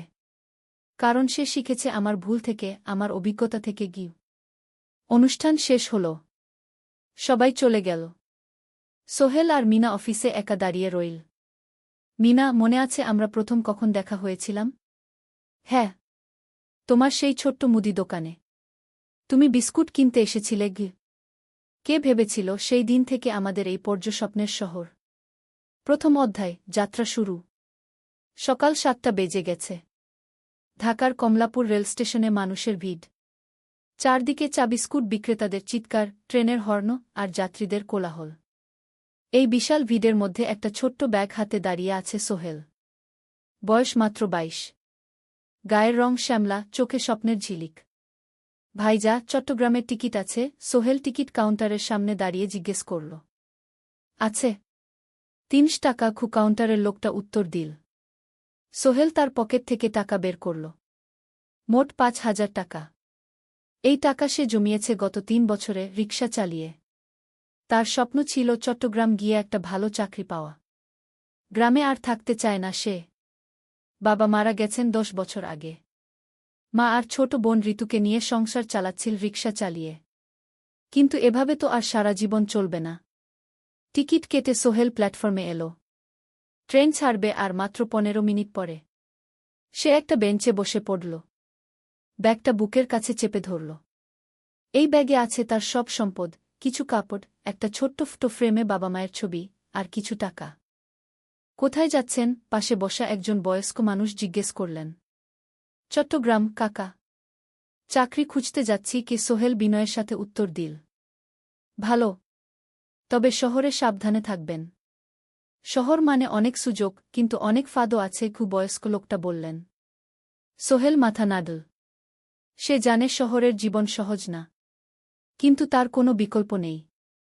গ্রামে রিকশা চালিয়ে মাসে ৩,৫০০ টাকা আয় হতো। তার মধ্যে সংসার চালাতে হতো, বোনের স্কুলের খরচ দিতে হতো, মায়ের ওষুধের খরচ দিতে হতো। কিছুই বাঁচত না। আর এই জীবন থেকে বেরোনোর একটাই পথ, শহরে গিয়ে ভালো কাজ খুঁজে নেওয়া। সোহেল মনে মনে ভাবল তার বাবার কথা। বাবা ছিলেন একজন স্কুল শিক্ষক। খুব সৎ মানুষ ছিলেন। সবসময় বলতেন, সোহেল, তুই লেখাপড়া শিখে বড় মানুষ হবি। আমাদের পরিবারে আর কেউ বড় চাকরি করেনি। তুই করবি কি? কিন্তু বাবা যখন মারা গেলেন তখন সোহেল মাত্র এসএসসি পরীক্ষা দিয়েছে। ফলাফল ভালো হয়েছিল, জিপিএ অর্ধচতু। কিন্তু বাবার মৃত্যুর পর আর পড়া হল না। পরিবারের দায়িত্ব নিতে হল। ট্রেন ছাড়ল। সোহেল জানালার পাশে বসে বাইরে তাকাল। ধানক্ষেত, নদী, ছোট ছোট গ্রাম, সব পেছনে ফেলে ট্রেন এগিয়ে চল। সোহেলের মনে হল সে যেন তার পুরনো জীবনটাকেও পেছনে ফেলে আসছে। ট্রেনে একজন হকার এসে চা বিক্রি করছিল। সোহেল একটা চা কিনল। 10 টাকা। চা খেতে খেতে সে ভাবছিল, চট্টগ্রাম পৌঁছে কি হবে? করিম মামা তাকে সাহায্য করবেন তো? চাকরি পাওয়া যাবে তো? করিম মামা আসলে সোহেলের খুব দূর সম্পর্কের মামা। সোহেলের দাদির বোনের ছেলে। অনেক বছর আগে গ্রাম ছেড়ে চট্টগ্রামে চলে গিয়েছিলেন। সেখানে একটা কনস্ট্রাকশন কোম্পানিতে কাজ করেন। বছরে একবার দুবার গ্রামে আসতেন। গত বছর যখন এসেছিলেন তখন সোহেলের মাকে বলেছিলেন সোহেলকে চট্টগ্রাম পাঠান। আমি একটা কাজের ব্যবস্থা করে দেব। সেই কথাতেই ভরসা করে সোহেল আজ এই যাত্রা। দ্বিতীয় অধ্যায়, নতুন শহর। চট্টগ্রাম পৌঁছাতে প্রায় 6 ঘণ্টা লেগে গেল। দুপুর 1টা বাজে। সোহেল স্টেশন থেকে বের হয়ে শহরের রাস্তায় দাঁড়াল। কি বিশাল শহর! এত গাড়ি, এত মানুষ। চারদিকে উঁচু উঁচু বিল্ডিং, দোকানপাট, মানুষের ভিড়। সোহেল কিছুক্ষণ দাঁড়িয়ে থাকল সব কিছু দেখতে দেখতে। তার মনে হচ্ছিল সে যেন অন্য কোনো পৃথিবীতে এসে পড়েছে। তার পকেটে একটা ছোট্ট কাগজ আছে। সেখানে লেখা একটা ঠিকানা, করিম মিয়া, বাড়ি নং 23, রোড নং 5, আগ্রাবাদ, চট্টগ্রামকে। সোহেল একটা রিকশা ডাকল। কত নেবেন আগ্রাবাদ যেতে? 50 টাকা গু। সোহেল রিকশায় উঠল। রাস্তার দুধারে দোকান, মার্কেট, অফিস, সব কিছু দেখতে দেখতে সে অবাক হয়ে গেল। এত বড় শহর, এত কিছু! গ্রামের সেই ছোট্ট বাজারের সাথে কোনো তুলনাই হয় না। প্রায় আধা ঘণ্টা পর রিকশা একটা পুরনো বাড়ির সামনে থামল। 3 তলা বাড়ি, কিন্তু রং উঠে গেছে। সিঁড়ি দিয়ে উঠে 3য় তলায় করিম মামার ফ্ল্যাটে নক করল। দরজা খুলল এক মধ্যবয়সী মহিলা। কে? আসসালামু আলাইকুম আপা। আমি সোহেল। নোয়াখালীর গ্রাম থেকে এসেছি। করিম মামা বাড়িতে আছেন? মহিলা তাকে মাথা থেকে পা পর্যন্ত দেখল। করিম তো অফিসে গেছে। তুমি কে? কোথা থেকে এসেছ? সোহেল সব খুলে বলল। মহিলা তাকে ভেতরে ঢুকতে দিল। বসো। করিম সন্ধ্যায় ফিরবে গু। ফ্ল্যাটটা ছোট। 2টো রুম, একটা ছোট্ট রান্নাঘর আর একটা বাথরুম। কিন্তু সোহেলের কাছে খুব সুন্দর লাগল। গ্রামের সেই টিনের ঘরের চেয়ে তো অনেক ভালো। মহিলা তার নাম জানাল, সালমা। করিম মামার স্ত্রী। তাদের 2টো ছেলে, একজন ক্লাস 8-এ পড়ে, আরেকজন ক্লাস 5-এ। খেয়েছ? সালমা আপা জিজ্ঞেস করল। না আপা গু। অপেক্ষা করো। ভাত আছে, মাছ আছে। খাও। সোহেল প্রথমে রাজি হতে চাইল না। কিন্তু খুব খিদে পেয়েছিল। সকাল থেকে শুধু একটা চা আর বিস্কুট খেয়েছে। খাওয়া দাওয়ার পর সোহেল বসে রইল। সালমা আপা তাকে গল্প করতে লাগল। তোমার মা কেমন আছেন? তোমার বোন? ভালো আছে আপা। মার একটু গেটে বাত আছে। ওষুধ খাচ্ছেন। বোন স্কুলে পড়ে কু। তুমি কি করতে চাও এখানে? চাকরি খুঁজছি আপা। যে কোনো কাজ করব। বাসায় মা আর বোনকে টাকা পাঠাতে হবে। সালমা আপা মাথা নাড়ল। করিম তোমার জন্য কিছু একটা করবে। সে ভালো মানুষ গ। সারাদিন অপেক্ষা করল সোহেল। সন্ধ্যা 6টায় করিম মামা ফিরলেন। 50-এর কাছাকাছি বয়স, কালো রঙের প্যান্ট শার্ট পরা, হাতে একটা ব্যাগ। আরে সোহেল, কবে এলি? করিম মামা খুশি হয়ে বললেন। আজ সকালে মামা গু। করিম মামা তাকে জড়িয়ে ধরলেন। অনেকদিন পর দেখলাম। কেমন আছিস? ভালো আছি মামা গি। ভালো করেছিস এসে। এখানে অনেক সুযোগ আছে। তোর জন্য একটা কাজের ব্যবস্থা করে দেব। তবে প্রথমে কয়েকদিন এখানে থাক। শহরটা একটু চিনে নে। তারপর কাজে যোগ দিবি। সোহেলের মনে আসার আলো জ্বল। সে ভাবল হয়তো তার ভাগ্য এবার পাল্টাবে। তৃতীয় অধ্যায়, প্রথম চাকরি। এক সপ্তাহ পরে করিম মামা সোহেলকে তার কোম্পানিতে নিয়ে গেলেন। কোম্পানির নাম আলামিন কনস্ট্রাকশন। অফিসটা শহরের কেন্দ্রে ৫ তলা একটা বিল্ডিংয়ের দোতলায়। মালিক আলী সাহেব, ৫০-এর কাছাকাছি বয়স, মোটা চেহারা, চোখে সোনার ফ্রেমের চশমা। বড়লোক মানুষ, কিন্তু খুব কড়া। এই ছেলেটাকে কি কাজে লাগাবেন? আলী সাহেব করিম মামাকে জিজ্ঞেস করলেন। স্যার, ও আমার আত্মীয়। গ্রাম থেকে এসেছে। খুব পরিশ্রমী। যে কোনো কাজে লাগাতে পারেন। আলী সাহেব সোহেলের দিকে তাকালেন। তুমি কি পড়েছ? Sir, SSC pass. জিপিএ অর্ধচতু। হুম। ভালো। কম্পিউটার চালাতে পারো? না স্যার, পারি না। কিন্তু শিখতে চাই। আলী সাহেব একটু ভাবলেন। ঠিক আছে। তোমাকে অফিসের কাজে রাখব। ফাইল গুছানো, চা বানানো, কাগজপত্র নিয়ে যাওয়া, না এসব। মাসে ৫,০০০ টাকা। রাজি আছো? জি স্যার। সোহেল খুশি হয়ে গেল। ৫,০০০ টাকা। রিকশা চালিয়ে ৩,৫০০ পেত। এখানে ৫,০০০। কাজ শুরু হল পরদিন থেকে। সকাল ৮টায় অফিসে যেতে হয়, ফিরতে হয় সন্ধ্যা ৭টায়। প্রথম দিন সোহেল ঘুম থেকে উঠল ভোর ৫টায়। তৈরি হয়ে ৭:৩০টায় অফিসের উদ্দেশ্যে বের হল। করিম মামার বাড়ি থেকে অফিস প্রায় ৫ কিলোমিটার। বাসে যেতে হয়। অফিসে পৌঁছে সোহেল দেখল সেই প্রথম আলী সাহেব এখনও আসেননি। অফিস খোলা ছিল না। ৮-১০ মিনিট পর একজন লোক এসে অফিস খুল। তুমি নতুন? জি। আমি সোহেল। আমি জাহিদ, অ্যাসিস্ট্যান্ট ম্যানেজার। এসো। জাহিদ ভাই সোহেলকে সব কিছু দেখাল। অফিসে মোট ৬ জন কর্মচারী। ২ জন ইঞ্জিনিয়ার, একজন অ্যাকাউন্ট্যান্ট, একজন অ্যাসিস্ট্যান্ট ম্যানেজার, জাহিদ ভাই, একজন রিসেপশনিস্ট, আর এখন সোহেল। সোহেলের কাজ শুরু হলো চা বানানো দিয়ে। তারপর অফিস পরিষ্কার করা, ফাইল গুছানো, কাগজপত্র এক জায়গা থেকে আরেক জায়গায় নিয়ে যাওয়া। কাজ কঠিন না, কিন্তু সারাদিন দৌড়ঝাঁপ করতে হয়। দুপুরে খাবারের জন্য আধা ঘণ্টা বিরতি। সোহেল একটা ছোট হোটেলে গিয়ে ভাতডাল তরকারি খেল। ৫০ টাকা। সন্ধ্যায় অফিস বন্ধ হল। সোহেল ক্লান্ত হয়ে বাসায় ফিরল। কেমন লাগল প্রথম দিন? করিম মামা জিজ্ঞেস করলেন। ভালো মামা। অনেক কিছু শিখলাম। প্রথম মাসের শেষে সোহেল বেতন পেল ৫,০০০ টাকা। সে ৩,০০০ টাকা মাকে পাঠাল। মা ফোনে কাঁদতে লাগলেন। আল্লাহ তোকে ভালো রাখুক সোহেল। সোহেলের চোখেও জল এল। তার মনে হল সে একটা বড় কাজ করতে পেরেছে। চতুর্থ অধ্যায়, শহরের জীবন। ৩ মাস কেটে গেল। সোহেল এখন শহরের সাথে মিশে গেছে। প্রতিদিন অফিসে যাওয়া আসার পথে সে দেখে হাজারো মানুষের জীবন। কেউ সফল, কেউ ব্যর্থ, কিন্তু সবাই চলছে নিজের পথে। সোহেল অফিসের কাজের পাশাপাশি কম্পিউটার শেখার চেষ্টা করছে। অফিসে একটা কম্পিউটার আছে। যখন কেউ ব্যবহার করে না, তখন সোহেল একটু একটু শিখার চেষ্টা করে। জাহিদ ভাই তাকে সাহায্য করেন। সোহেল, তুমি যদি কম্পিউটার ভালোভাবে শিখতে পারো, তাহলে তোমার ভবিষ্যৎ উজ্জ্বল। জাহিদ ভাই একদিন বললেন। কিভাবে শিখব ভাই? ট্রেনিং সেন্টারে যাও। সন্ধ্যায় ক্লাস আছে। মাসে ২,০০০ টাকা লাগবে। সোহেল ভাবল, ২,০০০ টাকা অনেক, কিন্তু এটা বিনিয়োগ, ভবিষ্যতের জন্য। সে একটা ট্রেনিং সেন্টারে ভর্তি হল। সপ্তাহে ৩ দিন, সন্ধ্যা ৭:৩০ থেকে রাত ৯টা পর্যন্ত ক্লাস। কম্পিউটারের basic, Word, Excel, PowerPoint, internet ব্যবহার। একদিন অফিস থেকে ফেরার সময় সোহেল একটা দোকানে চা খেতে গেল। দোকানের পাশেই একটা ছোট্ট মুদি দোকান। সেখানে একটা মেয়ে বসে আছে। বয়স হবে ২০-এর কাছাকাছি। সাদাসিধে চেহারা, সাদা শাড়ি পরা, কিন্তু চোখে এক ধরনের দৃঢ়তা। ভাইজা, এক প্যাকেট বিস্কুট দেন কি? সোহেল বলল। মেয়েটা বিস্কুট দিল। ২০ টাকা।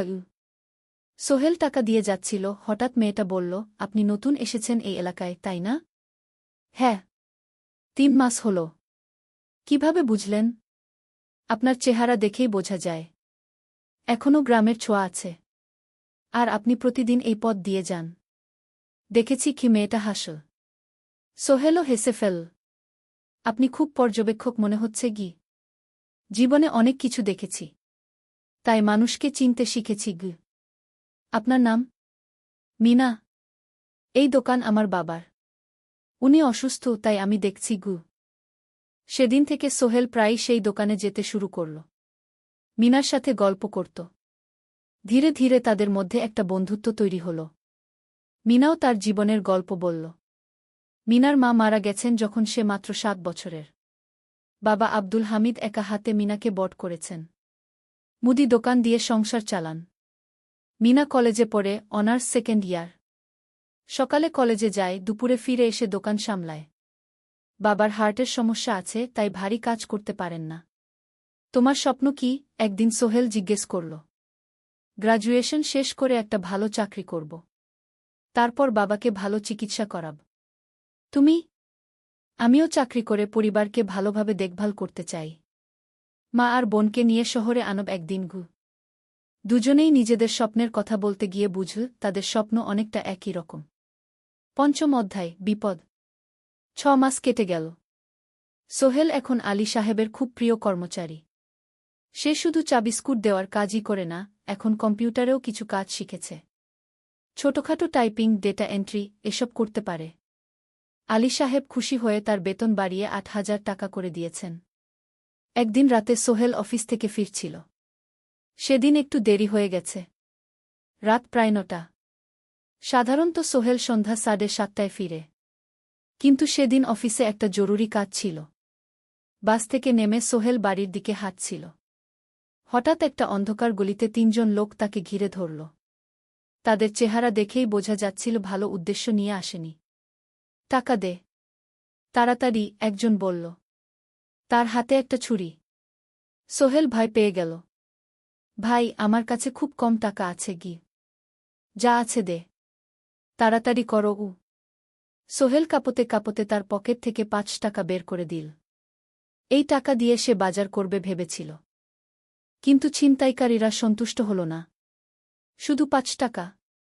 তোর ব্যাগে কি আছে? তারা সোহেলের ব্যাগ কেড়ে নিল। ব্যাগে ছিল তার মোবাইল, কম্পিউটার ট্রেনিং সেন্টারের সার্টিফিকেট আর কিছু গুরুত্বপূর্ণ কাগজপত্র। না ভাই, ব্যাগটা ফেরত দেন। ওতে আমার জরুরি জিনিস আছে। মোবাইল নিয়ে নেন কিন্তু ব্যাগটা দেন গু। কিন্তু ওরা শুনল না। একজন সোহেলকে জোরে ধাক্কা দিল। সোহেল পড়ে গেল। মাথা রাস্তার কংক্রিটে ধাক্কা লেগে গেল। রক্ত বের হল। 3 জন দৌড়ে পালিয়ে গেল। কিছুক্ষণ সোহেল অজ্ঞান হয়ে পড়ে রইল। তারপর ধীরে ধীরে জ্ঞান ফিরল। মাথায় প্রচণ্ড ব্যথা। সে উঠে দাঁড়ানোর চেষ্টা করল কিন্তু মাথা ঘুরছিল। কোনোমতে একটা দেয়াল ধরে দাঁড়াল। একজন পথচারী তাকে দেখে থামল। কি হয়েছে ভাই? ছিনতাই হয়েছে গি। এসো, আমি তোমাকে হাসপাতালে নিয়ে যাই। কিন্তু সোহেল রাজি হল না। না, ঠিক আছি। বাড়ি যেতে পারব। সে কোনোমতে করিম মামার বাড়িতে পৌঁছাল। দরজা খুলেই সালমা আপা চিৎকার করে উঠলেন। ও আল্লাহ! কি হয়েছে? করিম মামা দৌড়ে এলেন। সোহেলকে ভেতরে নিয়ে গেলেন। তার মাথায় জল ঢেলে রক্ত পরিষ্কার করলেন। ক্ষতটা বেশ গভীর। হাসপাতালে যেতে হবে কি? করিম মামা বললেন। তারা একটা অটোরিকশা নিয়ে নিকটস্থ হাসপাতালে গেলেন। ডাক্তার সোহেলের মাথায় 3টা সেলাই দিলেন। বলল, 1 সপ্তাহ বিশ্রাম নিতে হবে। কোনো ভারী কাজ করা যাবে না। হাসপাতাল থেকে ফিরে সোহেল শুয়ে রইল। তার মনে হচ্ছিল সবকিছু শেষ হয়ে গেছে। মোবাইল চলে গেছে, গুরুত্বপূর্ণ কাগজপত্র চলে গেছে। এখন 1 সপ্তাহ অফিস করতে পারবে না। পরদিন সকালে করিম মামা আলী সাহেবকে ফোন করে সব জানালেন। আলী সাহেব বললেন, ঠিক আছে। সোহেল ভালো হয়ে এলে আসবে। চিন্তার কিছু নেই গি। মিনা যখন এই খবর শুনল, সে সন্ধ্যায় সোহেলকে দেখতে এল। করিম মামার বাড়িতে। সাথে এনেছিল কিছু ফল। কি হয়েছিল? মিনা চিন্তিত গলায় জিজ্ঞেস করল। সোহেল সব বলল। মিনা রেগে গেল। এই শহরে এখন অনেক অপরাধ বেড়ে গেছে। পুলিশ কিছু করে না। তুমি পুলিশে রিপোর্ট করেছ? না। লাভ নেই। তবুও করা উচিত। তোমার মোবাইলটা হয়তো খুঁজে পাওয়া যাবে কি। করিম মামা সোহেলকে নিয়ে পুলিশ স্টেশনে গেলেন। জেনারেল ডায়েরি করলেন। কিন্তু পুলিশ খুব একটা আশা দিল না। দেখি কিছু করা যায় কিনা গু। সোহেল বুঝল মোবাইল আর ফিরবে না। সেই এক সপ্তাহ সোহেলের জীবনের সবচেয়ে কঠিন সময় ছিল। সে শুধু শারীরিকভাবেই ক্ষতিগ্রস্ত হয়নি, মানসিকভাবেও ভেঙে পড়েছিল। প্রতিরাতে দুঃস্বপ্ন দেখত। সেই ৩ জন ছিনতাইকারীর মুখ ভুলতে পারছিল না। মিনা প্রায় প্রতিদিন আসত। তাকে সাহস দিত। তুমি হাল ছেড়ো না সোহেল। জীবনে এরকম খারাপ সময় আসে। কিন্তু এটা কাটিয়ে ওঠাই হলো আসল বীরত্ব। সোহেলের মা গ্রাম থেকে ফোন করতেন। করিম মামার মোবাইল থেকে। তুই ভালো আছিস তো? সোহেল মাকে সব সত্যি বলেনি। শুধু বলেছে, হ্যাঁ মা, ভালো আছি। একটু জ্বর হয়েছিল। এখন ভালো। ১ সপ্তাহ পর সোহেল আবার অফিসে গেল। আলী সাহেব তাকে দেখে খুশি হলেন। কেমন আছো? ভালো আছি স্যার। ঠিক আছে। তবে প্রথম কয়েকদিন হালকা কাজ করবে গু। সোহেল আবার কাজে মন দিল। কিন্তু একটা জিনিস তাকে খুব কষ্ট দিচ্ছিল, তার মোবাইল নেই। মায়ের সাথে কথা বলতে পারছে না নিয়মিত। করিম মামার মোবাইল চাইতে সংকোচ লাগে। একদিন জাহিদ ভাই তাকে ডাকলেন। সোহেল, আমার একটা পুরনো মোবাইল আছে। তুমি ব্যবহার করো? না ভাই, আমি নাও। আমার কাজে লাগছে না। তুমি রাখো গু। সোহেল কৃতজ্ঞতায় প্রায় কেঁদে ফেল। ধন্যবাদ ভাই। মোবাইল পেয়ে সোহেল প্রথমেই মাকে ফোন করল। মা খুব খুশি হলেন। এতদিন ফোন করিসনি কেন? মা, মোবাইলটা নষ্ট হয়ে গিয়েছিল। নতুন নিয়েছি। মায়ের গলায় স্বস্তি ফুটে উঠল। ৬ষ্ঠ অধ্যায়, নতুন সুযোগ। আরও ৩ মাস কেটে গেল। সোহেল পুরোপুরি সুস্থ হয়ে গেছে। তার জীবন আবার স্বাভাবিক হয়ে এসেছে। সে এখন কম্পিউটার ট্রেনিং শেষ করেছে। সার্টিফিকেট পেয়েছে। কিন্তু একটা ঘটনা তার জীবনে বড় পরিবর্তন নিয়ে এল। একদিন সকালে আলী সাহেব তাকে ডাকলেন। সোহেল, বসো। সোহেল বসল। মনে একটু ভয় লাগছিল।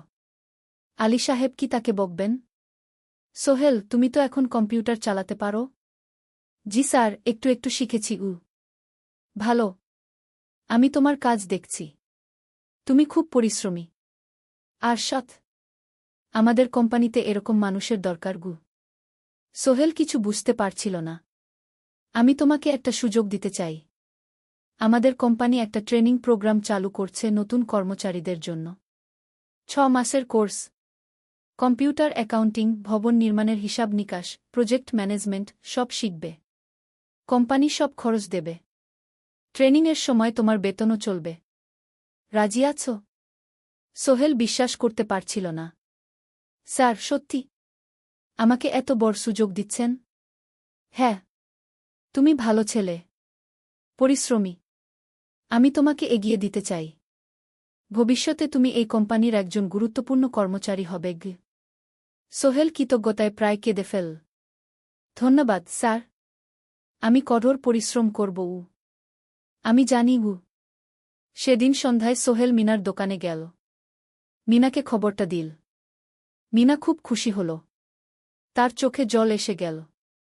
তুমি পারবে সোহেল। আমি জানি। সোহেল তার মা আর বোনকেও ফোন করে খবরটা দিল। মা কাঁদতে লাগলেন। তোর বাবা বেঁচে থাকলে কত খুশি হতো। ট্রেনিং শুরু হলো পরের মাস থেকে। প্রতিদিন সকালে ৩ ঘন্টা ক্লাস, তারপর বাকি সময় অফিসের কাজ। ক্লাসে ৫ জন নতুন কর্মচারী। সবাই তরুণ, উৎসাহী। শিক্ষক ছিলেন একজন অভিজ্ঞ ইঞ্জিনিয়ার। নাম রহিম স্যার। তিনি খুব ভালোভাবে সব কিছু বুঝাতেন। কম্পিউটার, অ্যাকাউন্টিং, এক্সেলে জটিল ক্যালকুলেশন, প্রজেক্টের বাজেট তৈরি, সময় ব্যবস্থাপনা সব। সোহেল পুরো মনোযোগ দিয়ে শিখতে লাগল। সন্ধ্যায় বাড়ি ফিরে প্র্যাকটিস করত। করিম মামার ছেলের কাছ থেকে একটা ল্যাপটপ ধার নিত কখনো কখনো। ৬ মাস পরে ট্রেনিং শেষ হল। সবাই সার্টিফিকেট পেল। আলী সাহেব একটা অনুষ্ঠান করলেন। সোহেল সেরা পারফর্মার হিসেবে একটা বিশেষ পুরস্কার পেল, ৫,০০০ টাকা বোনাস। আলী সাহেব ঘোষণা করলেন, সোহেল, আজ থেকে তুমি আমাদের জুনিয়র অ্যাকাউন্ট অ্যাসিস্ট্যান্ট। তোমার বেতন ১৫,০০০ টাকা। সোহেল অবাক হয়ে গেল। ৮,০০০ থেকে ১৫,০০০, প্রায় দ্বিগুণ। সেদিন রাতে সোহেল ঘুমাতেই পারল না। খুশিতে, উত্তেজনায় তার চোখে ঘুম নেই। সে ভাবল তার জীবন কিভাবে বদলে যাচ্ছে। ২ বছর আগে যে রিকশা চালাত, আজ সে একটা নামকরা কোম্পানির অ্যাকাউন্ট অ্যাসিস্ট্যান্ট। ৭ম অধ্যায়, প্রেম ও প্রস্তাব। ১.৫ বছর হয়ে গেল সোহেলের চট্টগ্রাম আসার। সে এখন একজন সফল যুবক। তার মা গ্রামে খুব খুশি। প্রতি মাসে সোহেল ১০,০০০ টাকা পাঠায়। ছোট বোন ঋতু এখন কলেজে ভর্তি হয়েছে সোহেলের পাঠানো টাকায়। মায়ের চিকিৎসাও ভালোভাবে হচ্ছে। মিনার সাথে সোহেলের সম্পর্ক এখন আর শুধু বন্ধুত্ব নয়। দুজন দুজনকে ভালোবাসে। কিন্তু কেউ কাউকে সরাসরি বলার সাহস পায়নি। প্রতিদিন দেখা হয়, গল্প হয়, কিন্তু সেই একটা কথা বলা হয়ে ওঠে না। একদিন শুক্রবার ছুটির দিন। সোহেল মিনাকে বলল, আজ কি একটু ঘুরতে যাবে? কোথায়? পতেঙ্গা বিচ। তুমি কি কখনো গেছ? না। কিন্তু আমার দোকান গ। শুক্রবার। তোমার বাবা সামলাবে গ। মিনা রাজি হয়ে গেল। দুপুরে দুজনে বাস নিয়ে পতেঙ্গা গেল। সমুদ্র দেখে মিনা অবাক হয়ে গেল। কি সুন্দর! দুজনে বালিতে বসল। ঢেউয়ের শব্দ শুনতে শুনতে গল্প করছিল। হঠাৎ সোহেল বলল, মিনা, তোমার সাথে কিছু বলার ছিল। বলো। সোহেল একটা লম্বা শ্বাস নিল। তুমি জানো আমি তোমাকে ভালোবাসি। মিনা হাসল। তার চোখ ভিজে গেল। জানি। আমিও তোমাকে ভালোবাসি সোহেল। সোহেল অবাক হয়ে গেল। সত্যি? হ্যাঁ। অনেকদিন ধরেই জানি। তুমি আমার জীবনে এসে সব কিছু বদলে দিয়েছ।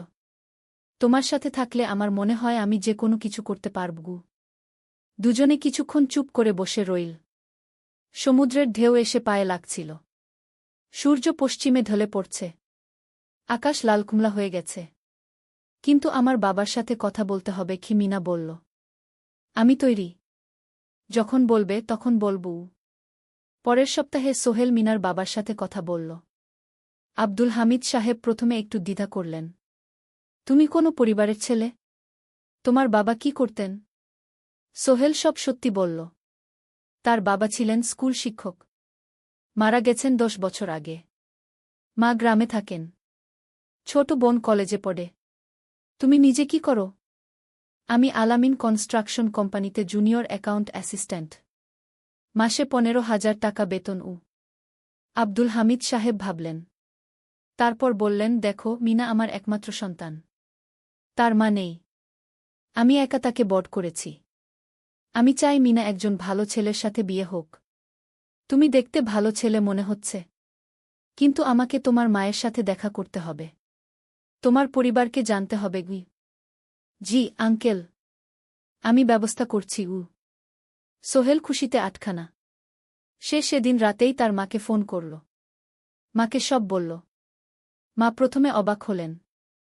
তারপর খুশি হলেন। মিনা মেয়েটা কেমন? খুব ভালো মা। তুমি দেখলে পছন্দ করবে। ঠিক আছে। আমি আর ঋতু আসছি চট্টগ্রাম। ২ সপ্তাহ পর সোহেলের মা আর বোন চট্টগ্রাম এল। সোহেল তাদের নিয়ে মিনার বাড়িতে গেল। ২ পরিবার একসাথে বসল। মিনার বাবা সোহেলের মাকে দেখে খুশি হলেন। সোহেলের মা সহজ সরল ভদ্রমহিলা। আপনার ছেলে খুব ভালো। মিনা তাকে পছন্দ করে। আমিও রাজি। আব্দুল হামিদ সাহেব বললেন। আমার সোহেল সৎ ছেলে। মিনাকে খুব ভালোবাসে। আমি জানি ও মিনাকে সুখে রাখবে। কি? সোহেলের মা বললেন। বিয়ের তারিখ ঠিক হল ৩ মাস পর। এই ৩ মাসে সোহেল যথেষ্ট টাকা জমাবে। বিয়ে হবে সাদামাটা কিন্তু সুন্দর।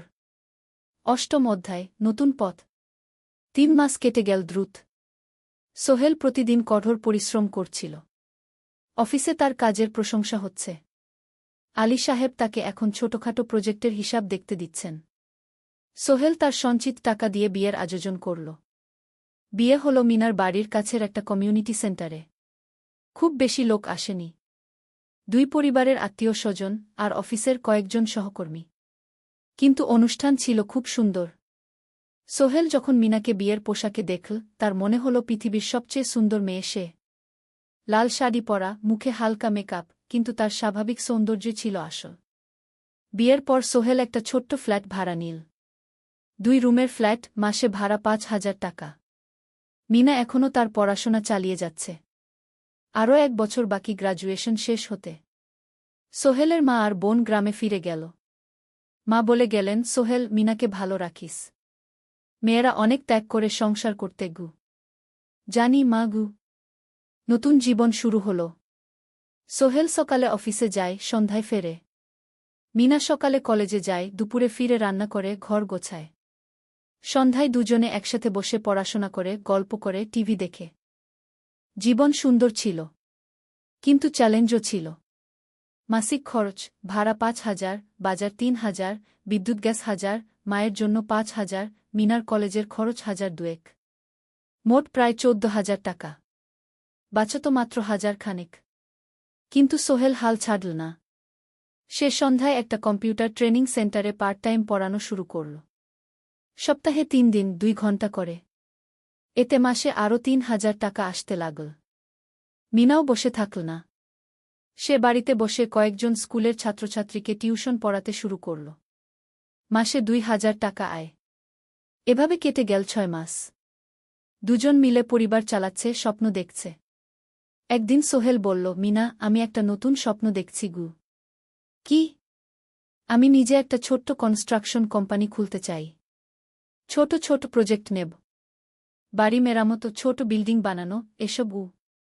তোমার কি যথেষ্ট অভিজ্ঞতা আছে? আছে। আমি 2 বছর ধরে এই কাজের সাথে জড়িত। অনেক কিছু শিখেছি। আর আলী সাহেবও আমাকে সাহায্য করবেন গু। কিন্তু টাকা কোথায়? কোম্পানি খুলতে তো অনেক টাকা লাগবে গি। আমি জমাচ্ছি। আরও 1 বছর কাজ করব। তারপর চেষ্টা করব। মিনা তাকে সমর্থন দিল। তুমি পারবে। তোমার মধ্যে সেই শক্তি আছে গি। 9ম অধ্যায়, চ্যালেঞ্জের সময়। কিন্তু ভাগ্য সবসময় অনুকূলে থাকে না। সোহেল যখন স্বপ্ন দেখছিল নিজের কোম্পানি খোলার, তখনই একটা বড় সমস্যা এল। আলী সাহেবের কোম্পানি একটা বড় প্রজেক্ট পেয়েছিল। একটা 10তলা বিল্ডিং বানানোর কাজ। কিন্তু প্রজেক্টের প্রধান ইনভেস্টর হঠাৎ পালিয়ে গেল। তিনি কোম্পানির কাছ থেকে প্রায় 50 লাখ টাকা নিয়ে গেছেন, কিন্তু কাজ শেষ হয়নি। কোম্পানি বড় ক্ষতির মুখে পড়ল। আলী সাহেব অনেক কর্মচারীকে ছাঁটাই করতে বাধ্য হলেন। প্রায় 10 জনকে চাকরি থেকে বাদ দিলেন। বাকিদের বেতন কমাতে হল। সোহেলকে আলী সাহেব ডেকে বললেন, সোহেল, আমি তোমাকে রাখতে চাই। তুমি বিশ্বস্ত কর্মচারী। কিন্তু তোমার বেতন কমাতে হবে। 15,000 থেকে 10,000। সোহেল মনে মনে চিন্তায় পড়ে গেল। 10,000 টাকায় সংসার চলবে কিভাবে? মায়ের খরচ, ভাড়া, বাজার সব মিলিয়ে তো 14,000 টাকা লাগে। কিন্তু সে কিছু বলল না। ঠিক আছে স্যার। বাড়ি ফিরে সোহেল মিনাকে সব বলল। মিনা চিন্তিত হয়ে গেল। এখন কি হবে? চিন্তা করো না। আমি পার্ট টাইম টিউশনির সময় বাড়াব। আর তুমিও বেশি করে টিউশন নাও। কিন্তু আমার তো পড়াশোনাও আছে গি। জানি। কিন্তু এখন এটাই করতে হবে গু। সোহেল সন্ধ্যায় আরও 2টো জায়গায় পার্ট টাইম কাজ খুঁজল। একটা দোকানে সন্ধ্যায় হিসাব দেখার কাজ পেল। মাসে 2,000 টাকা। আরেকটা জায়গায় সপ্তাহান্তে কম্পিউটার রিপেয়ারের কাজ পেল। মাসে 1,500 টাকা। মিনাও 3 জন নতুন স্টুডেন্ট নিল টিউশনে। তার আয় বাড়ল 2,000 থেকে 3,500-এ। কঠিন সময় ছিল। সোহেল সকাল 8টায় অফিসে যেত, সন্ধ্যা 6টায় ফিরত। তারপর একটু বিশ্রাম নিয়ে 7:30টায় বের হতো পার্ট টাইম কাজে। রাত 10টায় বাড়ি ফিরত। রবি সোমবার কম্পিউটার রিপেয়ারের কাজ। মিনাও সকালে কলেজে যেত, দুপুরে ফিরে রান্না করত, তারপর বিকেলে টিউশন পড়াত। রাতে খাওয়া দাওয়ার পর পড়াশোনা করত। দুজনেরই শরীর খারাপ হতে শুরু করল। সোহেল একদিন অফিসে অজ্ঞান হয়ে পড়ে গেল। ডাক্তার দেখাতে নিয়ে গেল। ডাক্তার বলল, অতিরিক্ত পরিশ্রম। শরীরে পুষ্টির অভাব। ঠিকমতো খাচ্ছেন না মনে হচ্ছে গি। সত্যি কথা, খরচ বাঁচাতে সোহেল আর মিনা অনেক সময় কম খেত। মাংস মাছ কিনত সপ্তাহে 1 দিন। বাকি সময় শাকসবজি, ডাল। মিনা সোহেলকে বলল, আর নয় সোহেল। তুমি এভাবে নিজেকে শেষ করে ফেলছ। আমার পড়াশোনা বন্ধ করে দিই। আমি ফুল টাইম চাকরি করি গিয়ে। না, সোহেল জোর দিয়ে বলল। তোমার পড়াশোনা বন্ধ হবে না। আরও মাত্র 6 মাস বাকি। তুমি গ্রাজুয়েট হবেই গু। কিন্তু তুমি আমি ঠিক হয়ে যাব। চিন্তা করো না গে। কিন্তু পরিস্থিতি আরও খারাপ হলো যখন সোহেলের মায়ের অসুখ হল। হার্টের সমস্যা। হাসপাতালে ভর্তি করতে হল। খরচ 50,000 টাকা। সোহেলের হাতে এত টাকা কোথায়? সে করিম মামার কাছে ধার চাইল। করিম মামা 20,000 টাকা দিলেন। বাকি 30,000 টাকা সোহেল একটা এনজিও থেকে ঋণ নিল। সুদের হার মাসে 2%। মায়ের চিকিৎসা হল। তিনি সুস্থ হয়ে গেলেন। কিন্তু সোহেল এখন ঋণের বোঝায় পড়ে গেল। প্রতি মাসে 3,000 টাকা করে কিস্তি দিতে হবে। সেই রাতে সোহেল আর মিনা বিছানায় শুয়ে কথা বলছিল। সোহেল বলল, মিনা, আমি মনে হয় ভুল করেছি। শহরে এসে বিয়ে করে তোমাকে কষ্টে ফেলেছি গু। মিনা তার হাত ধরল। না সোহেল, তুমি ভুল করনি। জীবনে এরকম খারাপ সময় আসে, কিন্তু এটা কাটিয়ে ওঠাই হলো আসল শক্তি। আমরা একসাথে আছি, একসাথে থাকব। সব কিছু ঠিক হয়ে যাবে। মিনার কথায় সোহেল একটু সাহস পেল। হ্যাঁ, হাল ছাড়া যাবে না। 10ম অধ্যায়, আলোর দিকে। 3 মাস পরে পরিস্থিতি একটু ভালো হতে শুরু করল। আলী সাহেবের কোম্পানি একটা নতুন প্রজেক্ট পেল। একটা স্কুল বিল্ডিং বানানোর কাজ। কোম্পানি আবার স্থিতিশীল হতে শুরু করল। আলী সাহেব সোহেলকে ডেকে বললেন, সোহেল, আমি তোমার কঠোর পরিশ্রম দেখেছি। খারাপ সময়েও তুমি কোম্পানি ছেড়ে যাওনি। আমি কৃতজ্ঞ। আজ থেকে তোমার বেতন আবার 15,000 টাকা গু। সোহেল খুশি হয়ে গেল। ধন্যবাদ স্যার। মিনাও গ্র্যাজুয়েশন শেষ করল। ভালো ফলাফল করল। সে এখন চাকরি খুঁজছে। একদিন মিনা একটা প্রাইভেট স্কুলে শিক্ষিকার ইন্টারভিউ দিতে গেল। ইন্টারভিউ ভালো হল। তাকে নিযোগ দেওয়া হল। বেতন 12,000 টাকা। সেদিন সন্ধ্যায় দুজনে মিলে একটা ছোট্ট পার্টি করল। একটা বিরিয়ানি কিনল, কোমল পানীয় কিনল। দুজনে মিলে খেল। আমরা পেরেছি, সোহেল মিনা বলল। হ্যাঁ, আমরা পেরেছি গু। এখন দুজনের মিলিয়ে আয় 27,000 টাকা। খরচ চালানোর পর প্রায় 10,000 টাকা বাঁচে। সোহেল এই টাকা দিয়ে লেন শোধ করতে শুরু করল। পার্ট টাইম কাজগুলো ছেড়ে দিল।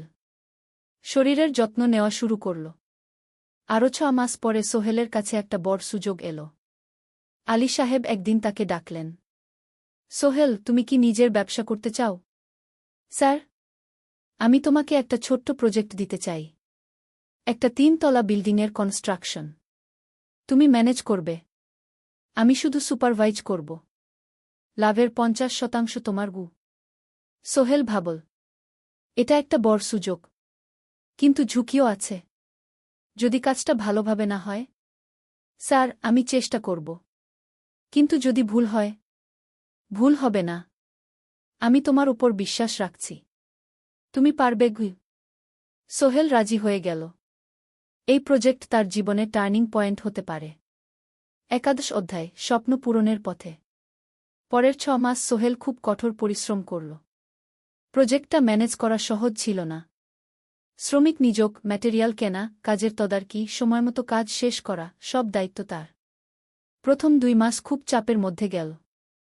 একদিন একজন শ্রমিক কাজ করতে গিয়ে আহত হল। সোহেল তাকে হাসপাতালে নিয়ে গেল, তার চিকিৎসার খরচ দিল। এতে প্রজেক্টের বাজেট একটু বাড়ল, কিন্তু সোহেল জানত এটা করা দরকার। আরেকদিন ভুল ম্যাটেরিয়াল ডেলিভারি হল। সোহেল সেগুলো ফেরত পাঠাল, সঠিক জিনিস আনাল। এতে 3 দিন দেরি হল, কিন্তু কাজের মান ঠিক রইল। মিনা তাকে সবসময় সাপোর্ট করছিল।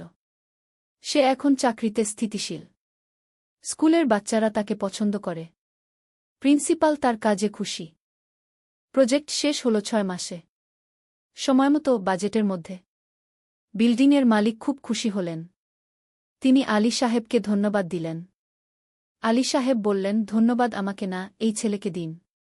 সোহেল পুরো প্রজেক্ট ম্যানেজ করেছে গু। প্রজেক্ট থেকে মোট লাভ হল 3 লাখ টাকা। সোহেল পেল 1.5 লাখ টাকা। তার জীবনে এত টাকা এই প্রথম। সে করিম মামার ঋণ শোধ করল। এনজিওর বাকি ঋণ শোধ করল।